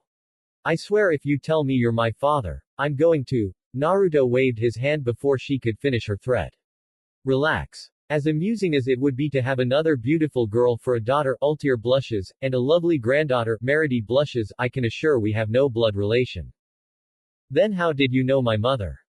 I met your mother while she was still grieving over your, supposed, death. This was a bit before she met her first apprentice. I sympathized with her plight and helped her get back on her feet. We began talking on several occasions and became drinking pals. Although that sadly ended with her sacrifice to seal Deliora. I see. So, Makarov. Gildarts. I must ask, when did you figure out my identity? I had my suspicions since Gildarts has mentioned his encounter with you. Then how Wendy reacted to your appearance on the island, then her explanation of you. We just connected the dots. Mavis confirmed it after we asked her in private. Naruto nodded. I see. Don't worry, Fishy Knee, you can trust them. Everyone had to stop themselves from laughing at Mavis's nickname for Naruto, Acknowledgia. Naruto sighed before looking at Gildarts. I see you looking healthy, Gildarts. How's the arm and leg? Naruto cheekily asked. Gildarts grumbled. Fine. No thanks to you. He retorted. Now is that any way to show gratitude to me after carrying you to safety? Naruto asked in mock hurt. Gratitude. Motherfucker, you're the reason I needed help in the first place. Gildarts shouted at the blonde Dragon King. Who was the one that came into my territory? Speaking of that, what were you doing on MT? Zonia. Naruto retorted. Gildarts quickly closed his mouth. From what I heard from Wendy, you were on a 100-year quest, which you have to accept by going to another country. So what were you doing on Zonia? Gildarts was looking rather nervous at this point. Hell, when you first saw me, you got excited. Meaning that you were hoping to find me there. Which means that Century Quest has something to do with me or dragons in general. By the look on your face, I nailed it. So my question is, what did the quest entail that you needed to find me? Gildarts was sweating a storm before shaking his head. Sorry, can't tell you. Client and quest confidentiality after all. Naruto narrowed his eyes, which got everyone slightly nervous before he spoke up again. Fine, but I will find out sooner or later. You will talk eventually, he said before looking at Laxus. Now then, Laxus, when did you get suspicious of me? Same time when Wendy talked about you. Though my suspicions were confirmed with Bixlow. Naruto raised an eyebrow at this. He might have peeked at your soul, and saw your soul was in the shape of a dragon. He also said that Irene's soul was also in the shape of a dragon. Naruto hummed in confirmation. However, my question is why is Wendy's soul like that as well? I'm guessing being a fourth generation means that you can become a dragon. Meaning if Wendy has a dragon soul that means. Your assumption is correct. Myself, Irene, and Wendy can become dragons. That is the power of the fourth generation. Naruto explained. Everyone was rather shocked as they never expected that a dragon slayer could become a dragon. They had to wonder what caused Naruto and Irene to become dragons. Better yet, how the hell did Wendy become one? But how could Wendy become a fourth-gen slayer? I seriously doubt it's anything simple. Laxus inquired and he was rewarded with Naruto's grim look. No, it's not. Naruto sighed before looking back at his audience. I am sure you aware of how temperamental Wendy can get. Especially after her episode with Carla. Everyone shivered at being reminded of that night. That was a night they'll never forget. Yeah, that's not something you would ever forget. That is based on a power I gave her when she was young. But it had an unfortunate side effect I was not aware of. It combined with her Dragon Slayer magic, allowing her access to the dragon form. The difference between Wendy and other 4th gen is that she still has access to her Dragon Slayer forms. Normally 4th generation Slayers would lose these forms, but Wendy is the sole exception at the moment. Naruto explained. This got everyone thoughtful. So the 4th generation Slayers are the strongest, because of their access to a dragon form, but that power comes at the price of their previous forms. What about you? Ultir asked. I no longer have access to my other forms, but I have found some alternatives to rectify that deficiency. I'm sure Irene has done the same in her spare time. Wait. Bixlo also mentioned something about seeing another soul within Natsu, Gajeel, and Wendy. Do you? Laxus began but was cut off by a glare Naruto sent him. I would advise you Laxus that you and your team drop that topic, and not mention it to anyone. Especially the Dragon Slayers. Everyone realized this might have something to do with the missing dragons. That would explain Naruto's reaction. He did say he'll tell them at the end of GMG. So they could wait a few more days. Fine. We'll find out eventually. Naruto nodded as Makarov walked up to him. I want to thank you Naruto for helping my guildmates. Your thanks is unnecessary. Lucy was getting cheated out of her victory. I merely prevented it. One would say that sounds like a protective parent to me. Makarov said with a cheeky grin. Naruto merely snorted in amusement. You got that right. This caused everyone's eyes to widen. Wait so, Makarov began before Naruto nodded in confirmation. Yes. Lucy is my third daughter, technically. She is my last descendant on her mother's side of the family. He said as Makarov did a double facepalm before groaning in exasperation. Why can't anything be simple with me and my guild? I just had to have the 3 daughters of Acnologia in my guild. He said in an exasperated tone.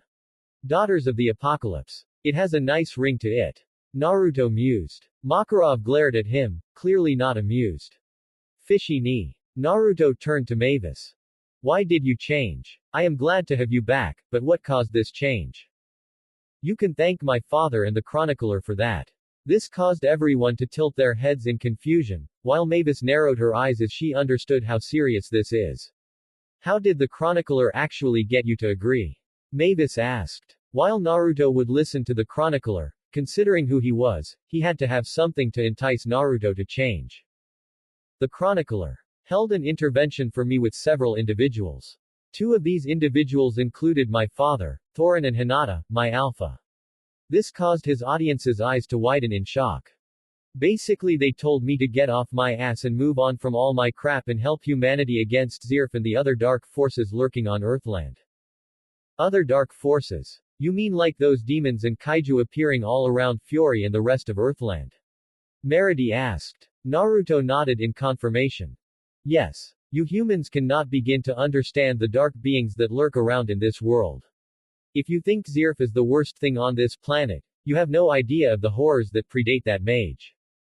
What about the person that has an energy signature similar to Zirf that was in the stadium today, and that gate you warned Wendy about? What about those 2? How is the royal family involved? Jelil asked. Naruto sighed in annoyance. That individual and the royal family are both idiots for messing with things that should be left alone. But you humans simply enjoy causing yourselves trouble. Fishy knee. Naruto turned to Mavis. Is this gate, the Eclipse Gate? Yes. Mavis frowned. Oh, dear. This is more serious than I expected. May I ask what exactly is the Eclipse Gate? Makarov asked. The Eclipse Gate is a device created by Zerf centuries ago. He created it so that he can travel through time. This left everyone with their jaws on the ground. Time travel. Zerf actually succeeded in creating a method. Ultir asked in a shocked tone. Oh, not just a method. The thing actually works. What? How do you know? Meredy asked. Because I was there when it was used 400 years ago by certain individuals. What? Everyone, except Mavis, shouted. There were actually people fro 400 years ago in this time period. Who used it? Meredy asked, but Naruto shook his head. Sorry, but I can't tell you that. Yet. How does it work? Jelil asked.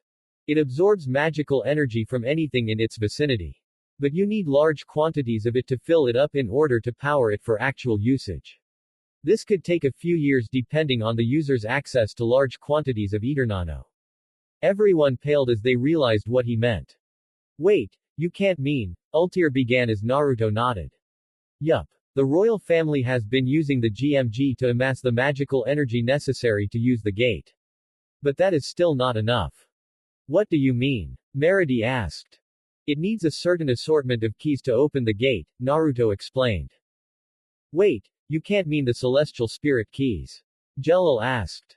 Naruto nodded. Yes, I do.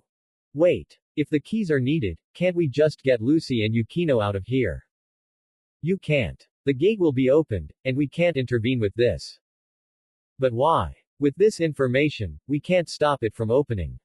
If we intervene, what's stopping them from going after the two? You can't watch the two 24/7. We need to settle this here and now. There are some events that'll occur regardless of how much you try to intervene. Hell, the event may even be guaranteed to happen if you intervene too much. So I need you all to keep your guard up and watch out for anything. But do not make any moves for now. Naruto said. Makarov stared at Naruto for almost a minute before speaking again. Alright, Naruto. We'll use your method for now, he said. Makarov. The three shouted. As I have said, Naruto has so far been showing that he is our ally. We should at least give him the benefit of the doubt. I have a question. Do you anyone called Savitar? Laxus asked as that had been bugging about his sperm donor for a while. Naruto nodded. Yeah, he's one of those nasty bastards that I mentioned earlier. Apparently, my bastard of a father made some deal with him. Now he might some vendetta against me for beating subordinate. Naruto just facepalmed. Why can't you humans leave things alone and let them be forgotten? Seriously, how's is it that your son has fallen so far from you, Makarov? He asked in exasperation. Makarov sighed sadly. I can't give you a definitive answer to that. He simply was consumed by his own greed. I could do little as my son became a terrible monster. It will forever be one of my greatest shames. Not saving my son from himself. Let's not forget how he tried to get information on the Lumen Histoire. Naruto retorted as Makarov's eyes widened. How do you know what? I should not be surprised that you know about it. The better question would be what don't you know? I have a question for you, Naruto, Gildarts said as walked forward. Why did you teach Wendy how to kill? He asked. She asked me to make her a shinobi and I did. Could you not have done it without that? He inquired. That would be half-assed, Makarov. Wendy was vehement that I teach her everything I could about being a ninja, and I did. I did my best to ensure that Wendy does not end up like me, but I can only trust that she will make the right choices and be there when she needs me. Why do you kill? Gildarts asked. Because I like to kill. I am a sadistic monster. Naruto retorted. I knew that already. You know what I meant.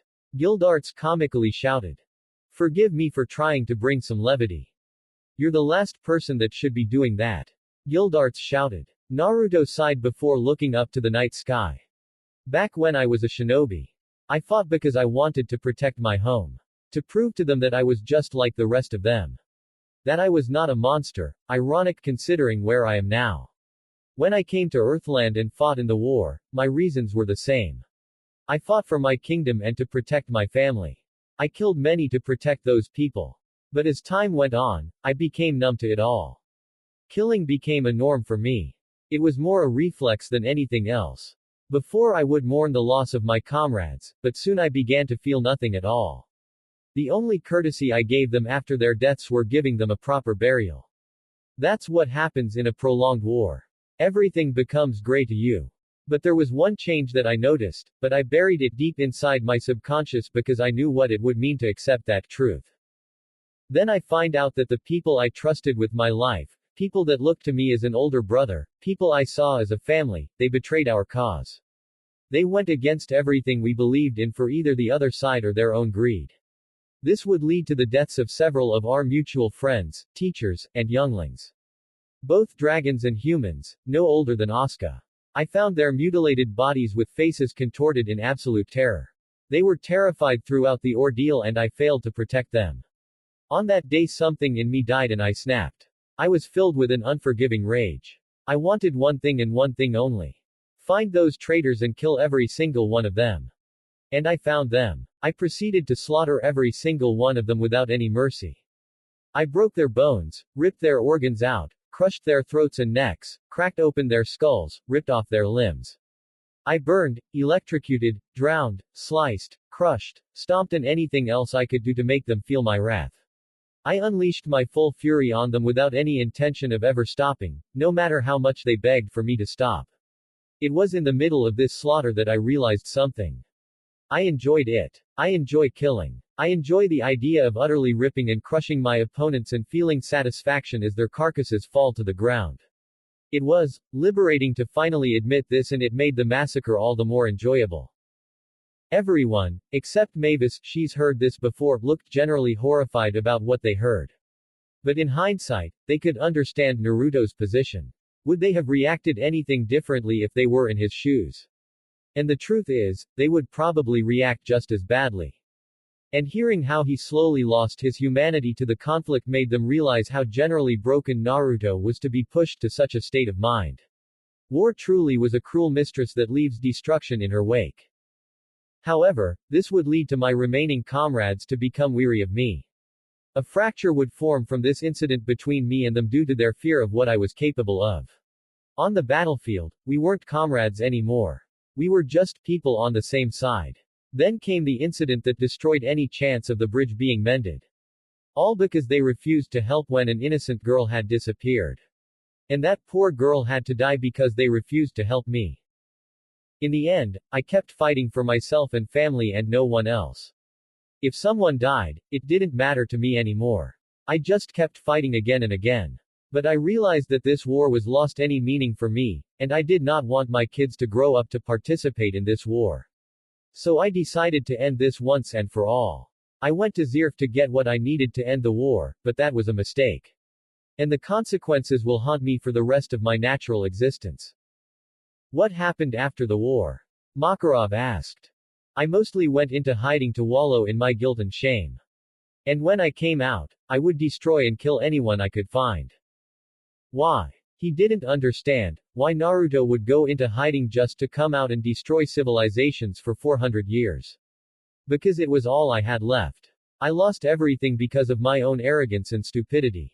At least when I killed I felt something than the constant emptiness I had. When I felt joy in killing I at least knew I was alive and I was not just a walking corpse. Everyone, except Mavis, looked sympathetic towards the blonde, though the look Naruto gave them said he did not want their pity. He really was no different than any other mage of fairy tale.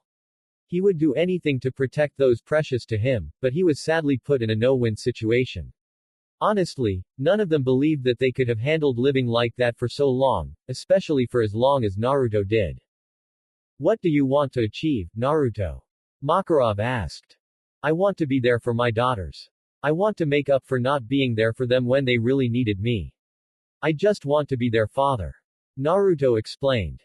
You do realize that you'll have to tell Erza and Lucy everything, right? You may also have to face the possibility of them hating you, correct? Makarov said in a serious tone. Naruto had to know that it was quite possible that his children will hate him. Erza and Lucy may not be willing to accept him. Then there's the rest of the guild to consider as well. By the look in Naruto's eyes, he knew this already. Naruto sighed sadly before looking at Makarov again. Yeah, I know. Do you plan to tell Erza everything? Gildarts asked. Naruto shook his head. Not everything. I won't tell her I am Acknowledgia yet. Erza and Lucy have enough to deal with at the moment. They don't need that extra baggage. Plus they'll need time to adjust at finding out about me. The rest agreed. It could be quite overwhelming if Lucy and Erza were to find out about all this one day. At least Wendy knew her father was Acknowledgia for years and had a few months to find out everything about her father, so she had time to process everything. Erza and Lucy sadly won't be able to get that same luxury. When will you reveal your full identity? Jelil asked in a curious tone. I will reveal that and everything else after the GMG. Naruto explained as everyone nodded as that would be the best time to reveal everything. Well, then I believe it's time to end this conversation, Makarov said as he began to turn around before addressing Naruto again. I will say this, Naruto. I will not forgive you for attacking my family. However, you trained Wendy, saved Lucy, warned us about Ivan, and you've warned us about this upcoming calamity and how it's going to come, and the royal family's involvement. For all that you have my thanks. Naruto nodded. You're welcome to stay with the rest of my guild. I am sure they won't mind. Plus you can stay close to your daughters. Naruto bowed in appreciation. You have my thanks, Makarov. Naruto then deactivated the rune wall. As everyone began walking out, Naruto called out to Jelil. I know you're seeing Erza. Jelil felt the color of his face drain. So word of advice. My daughters, happiness is very important to me.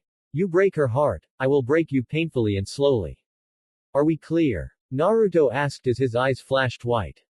Jelil nodded rapidly before he and his team disappeared. Naruto chuckled. He. I will never get tired of instilling fear into people. Naruto turned to the other four. I will see you later. Before Naruto could leave, Mavis rushed in and gave him a tight hug. I'll see you soon, Ni-san. Naruto softly rubs her head as he returns the hug. Yeah, Imouto. Real soon. I promise. And this time he really meant to keep it. Mavis finally let go as Naruto disappeared in another black portal. She then turned to her three companions. Well then let's head back. Everyone must be wondering where we are. Yeah, this has been a long night and I would like to get some sleep, Makarov said. Something tells me this night has not even ended yet. Laxus quietly retorted. Somewhere in the capital at 9 p.m.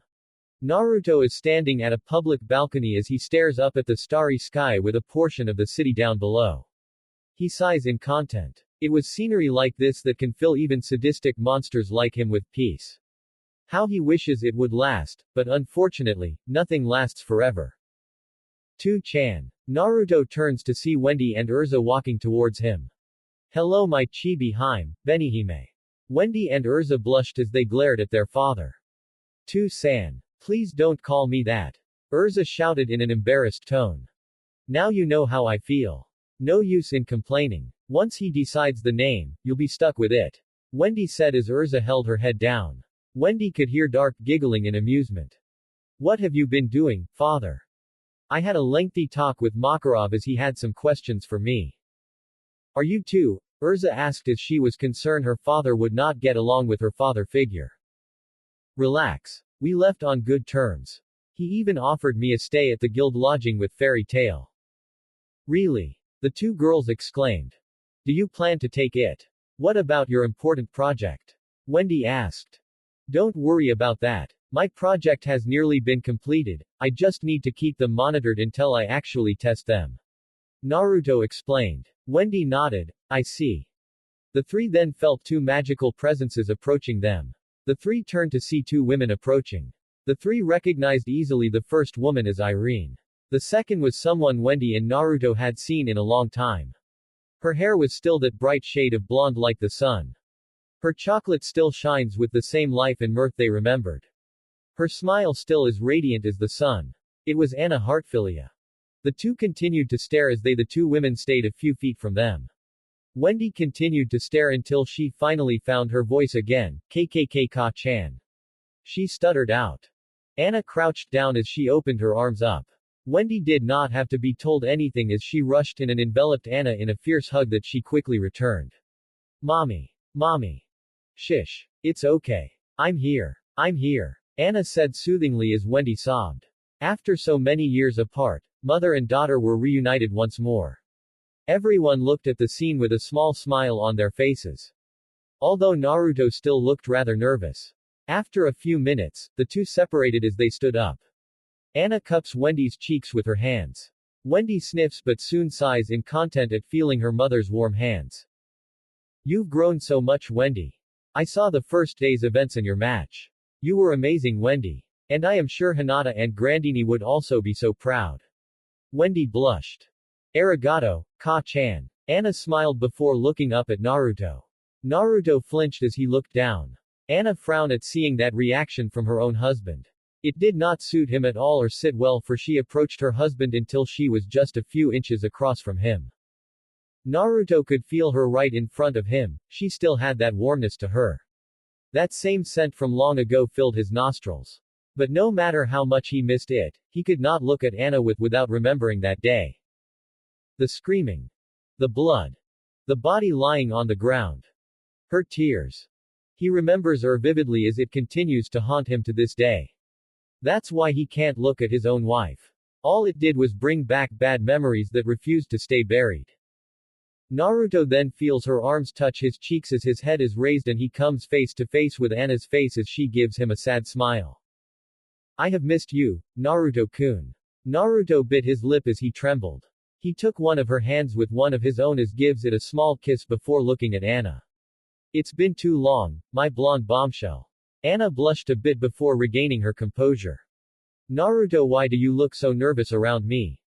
You know why, Anna. I have no right to be in your vicinity. Not after what I did to you.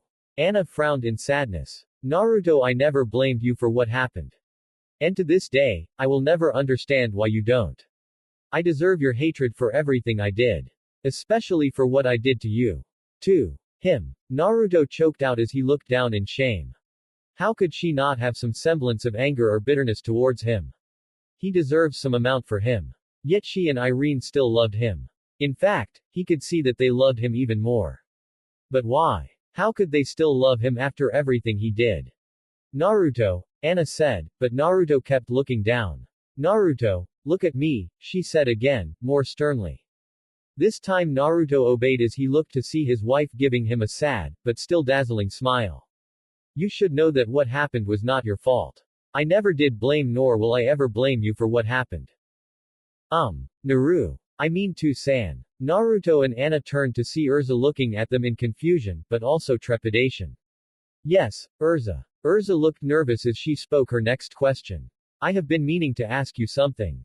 Ka-san told me I had to ask you too about. Erza gulped before speaking again. What did you do to Anna? What happened? Of all reactions she expected, Erza did not expect what happened next. Naruto grew pale as his breathing became heavier. Naruto staggered on his feet, but Anna and soon Irene and Wendy were at his side as they helped balance. Erza was alarmed by her father's state. She didn't expect her father to react like this to her question. Gomen, to-san. I didn't mean to cause you such grief. You can forget about that question. You don't have to, Erza spoke before being stopped by her father's raised hand. Naruto steadily straightens himself with his wives and Wendy staying near him in case of anything. Erza still looked guilty for causing that reaction from her father, but looks from Wendy, Anna, and Irene told her not to blame herself. Although it seems that Wendy was expecting this reaction probably from when she asked him this question. Anna and Irene looked much more concerned due to them not expecting his reaction to be this bad. Naruto took several breaths before he addressed his daughter. It's okay, Erza. It's not your fault. I'll tell you what happened. You don't have to. Naruto shook his head. No, I have to. I swore I wouldn't lie to my children or keep secrets unless it was absolutely necessary. But this is something you should know. Since it may affect whether or not you will accept me into your life. Erza looked on with trepidation, while the other looked on with worried expressions. As you know, during the climax of the war 400 years ago, I had become rather apathetic to the conflict. It did not have much value for me anymore. But I still wanted to create a world where my children would not have to experience war. So I went to the only person that could help. I asked him to help get the power I needed to end the war. He agreed, and that day will forever haunt to the end of my days if it ever comes. Naruto said, though thinking the last part to himself. Erza grew concerned as her father began to speak. Flashback, Naruto's POV. Devilman Crybaby Ost, Crybaby. Pain. Pure unadulterated pain filled my entire body as I assimilated the dark demon. For what felt like hours, I screamed in pure agony as it felt like my entire body was being torn apart from the inside out. I could feel my mind slowly slipping as the pain was soon replaced with something else. Anger. Pure unrestrained fury began to fill my very being, and the more pain I felt, the more rage I was filled with. Everything became a blur to me. All I could see was a red mist and everything else I saw was distorted images and voices. I could hear so much screaming, but I never paused to ponder the screams. I kept killing whatever shape appeared in front of me. Until I was confronted with 5 large shadows that attacked me. Or at least that is what I could see from my haze. Naruto continued to attack the 5 silhouettes as the shadows retaliated. I could hear them saying something to me, but the words were disjointed and incomprehensible for me to process. Eventually, I managed to mortally wound the 5 using my soul-slaying magic. I heard their shrieks of agony before they created a diversion to escape. I followed them as I found several other shadows that I quickly disposed of with little difficulty. I finally closed in on the 5 as they were in front of some huge object. I could see them holding something close to them, but I was too dazed to care. I was about to lunge when a figure appeared in front of me. I could hear shouting between the figure and the 5, but I could only pick up some of the words. Get them. Out. Can't handle alone. No. Other. Way. Future. Lies in them. I lunged again as the figures began disappearing. The figure then tried to stop me again and I attacked. It was then I heard a gut-wrenching scream. That scream made me freeze. I recognized that scream. Slowly I managed to regain some of my consciousness as the red haze partially cleared. What I saw would forever be burned into my head. The first thing I saw was my beloved Anna on the ground clutching her stomach in pain. I saw her cry in pain as tears fell down her eyes. I could hear her mutter, "Please be alive. Please don't be dead." I looked to see a trail of blood going away from her. I followed it to a pool of blood with a single tiny body in the center. It was the body of our unborn child. I slowly crawled to him as I shakily brought my hand up and checked for a pulse, hoping that a miracle could occur. But there was none. He was still so harm, but I could feel him getting colder as the minutes pass. I looked and finally gained a grasp of my surroundings. The corpses of several dragons littered the area. Dragons that I considered comrades, friends, family. But I saw more. I saw the corpses of all the children that they had taken as dragon slayers all dead as well. Even my father's body was amongst them. I could feel tears fall from my eyes as I looked down to my reflection through the blood. My entire body was covered in blood. My hair had so much blood that I looked like I had red highlights. Blood was all over my eyes that it made it look like I was crying tears of blood. What have I done? I asked myself as I heard someone call my name. I looked up to see Anna give me a sad smile before saying some final words as she disappeared into the object that I now realized was a gate. It was at that moment I lost any sensibility I had regained and went down into madness. I screamed in horror and anguish as my power began enveloping my body. I could feel a change occur as my body began to expand. My muscles and bones began to rip apart and restitch themselves into stronger shapes. Scales covered my body, my arms became claws, my feet turned into talons, my teeth became sharp fangs, wings and a tail erupted from my back. I had completed my transformation. I had become a 4th-generation dragon slayer.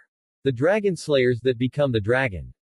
With a mighty roar, I flew into the sky and to the location that would be the site of the final battle of the war. Flashback end. Naruto could not hold it in as he began to sob hard as the tears fell down his eyes onto the ground. The 3 girls did their best to comfort him as they too had tears falling from their eyes. Erza had tears falling from her eyes as she bent down to steady herself from all the shaking. For a few minutes, they all quietly sobbed, until Naruto spoke again. After that, I lost any sense of sanity left and went on a rampage into the battlefield. I was attacking both sides without a shred of remorse. Irene was also there, but she could do little to stop me. No matter how much she begged me to stop.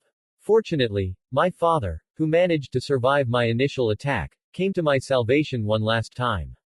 Using the last of his strength and with the help of his crystal, he sacrificed himself to help bring me back from my insanity.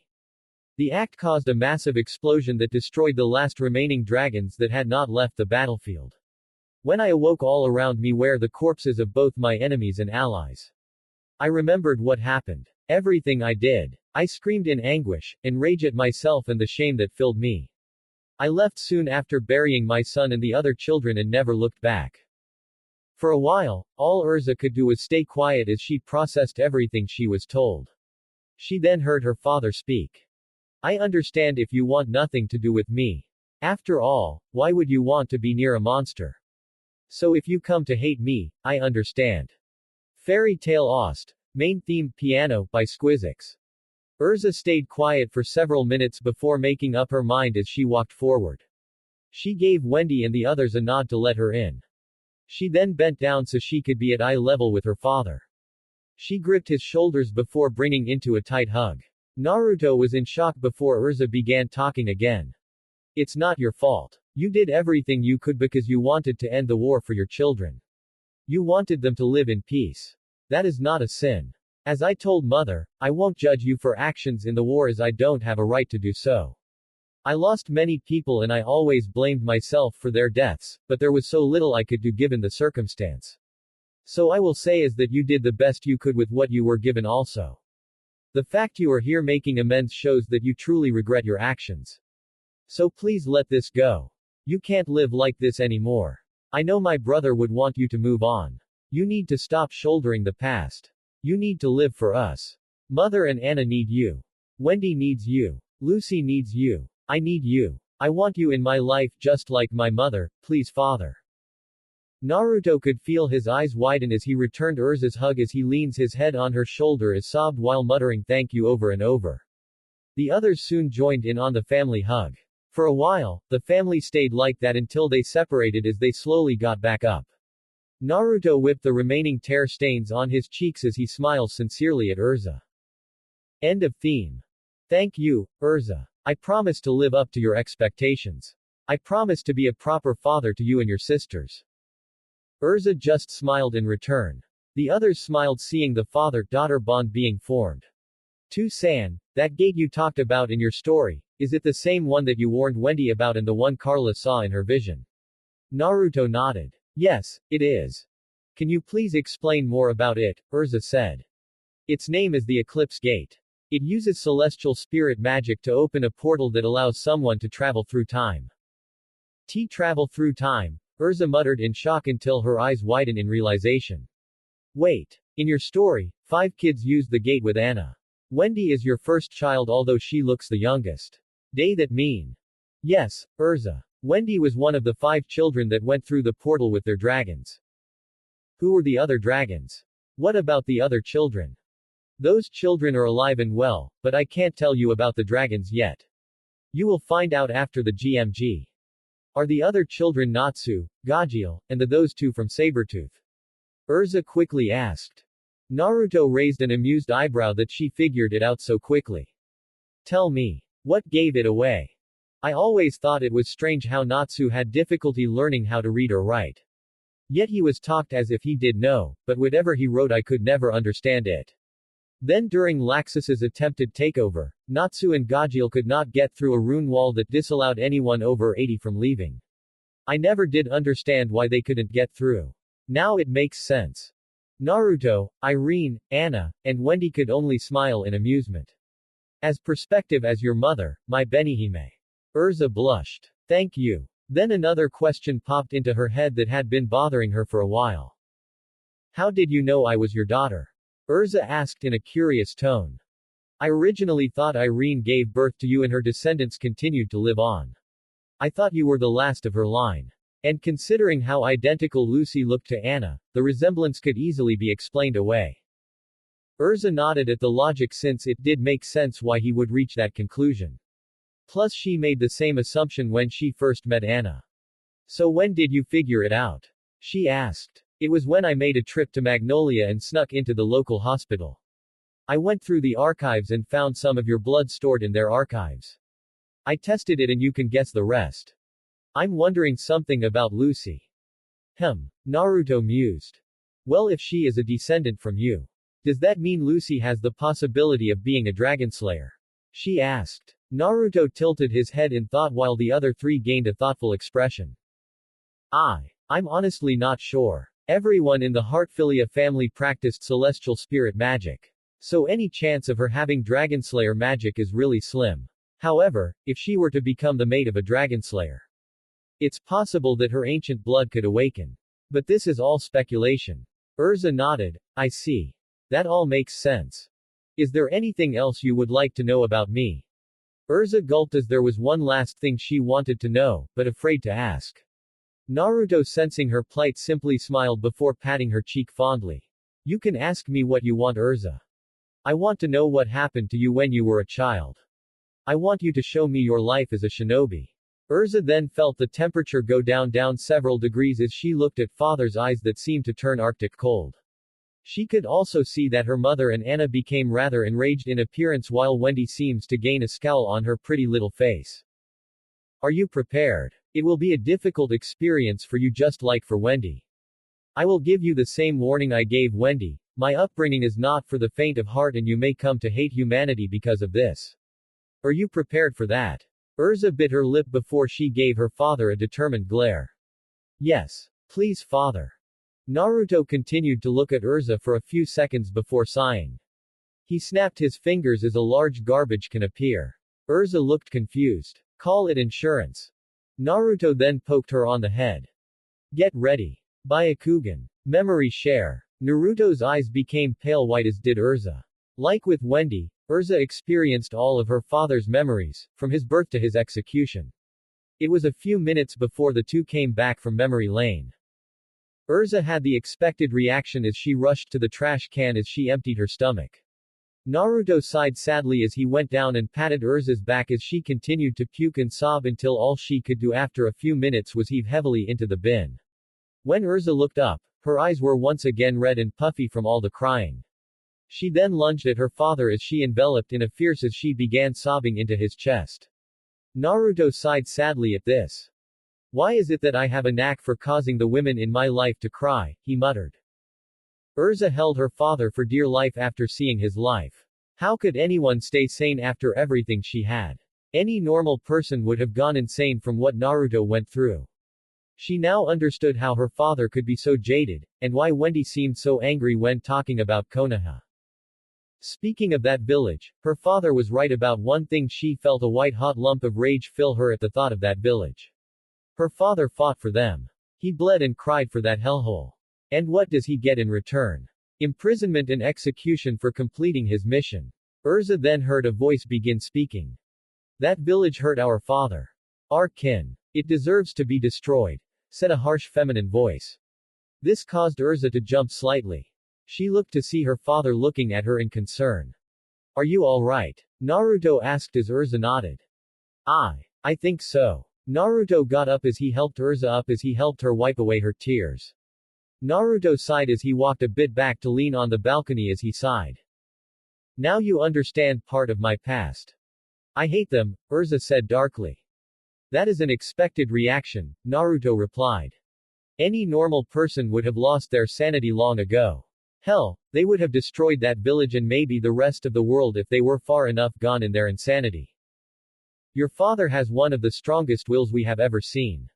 He practically embodies will. Irene said with Anna nodding in agreement. I appreciate the compliment, my queens. I have one last question. Erza said, what caused you to change? What finally made you decide to do all this? You can thank my father and the chronicler. The chronicler. Anna and Irene exclaimed in shock. You mean the primordials got involved in this? Anna asked. Who is the chronicler? Erza asked in a confused tone. He's an elder dragon, which is a dragon that is the son of a primordial dragon god. He is the watcher of the dragon race and has recorded all of their histories from their beginnings to their eventual end. Thorin appeared, thanks to the crystal he gave me. The two decided to have an intervention for me. The two of them convinced you to change? Erza asked, but Naruto shook his head. No, they had help from several people, but one was more profound than the others. Hinata. Hinata. Irene, Anna, and Erza shouted in shock. How though? I thought she was dead in your original dimension, Erza said in a confused tone. Let's just say they made an appeal with the Shinigami. What happened? Naruto's eyes soon began to glow. Let me show you. Memory share. After seeing the memory, the three ladies' tears falling down their eyes again.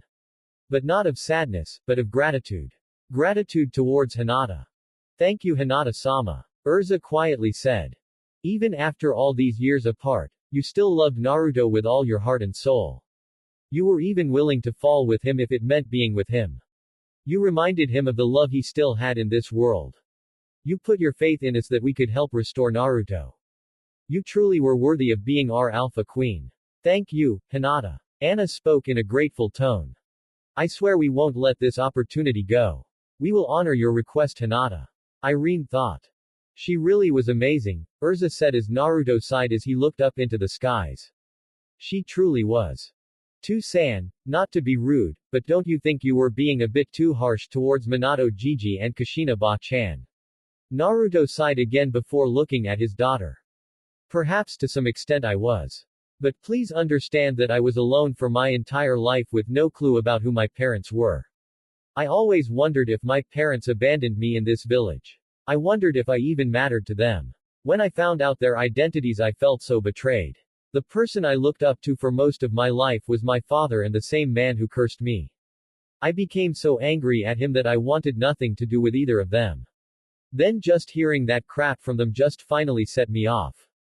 But reflecting on it for 7 years and some counseling from Wendy, I realized that the reason I was so angry is that I felt like they turned their backs on me.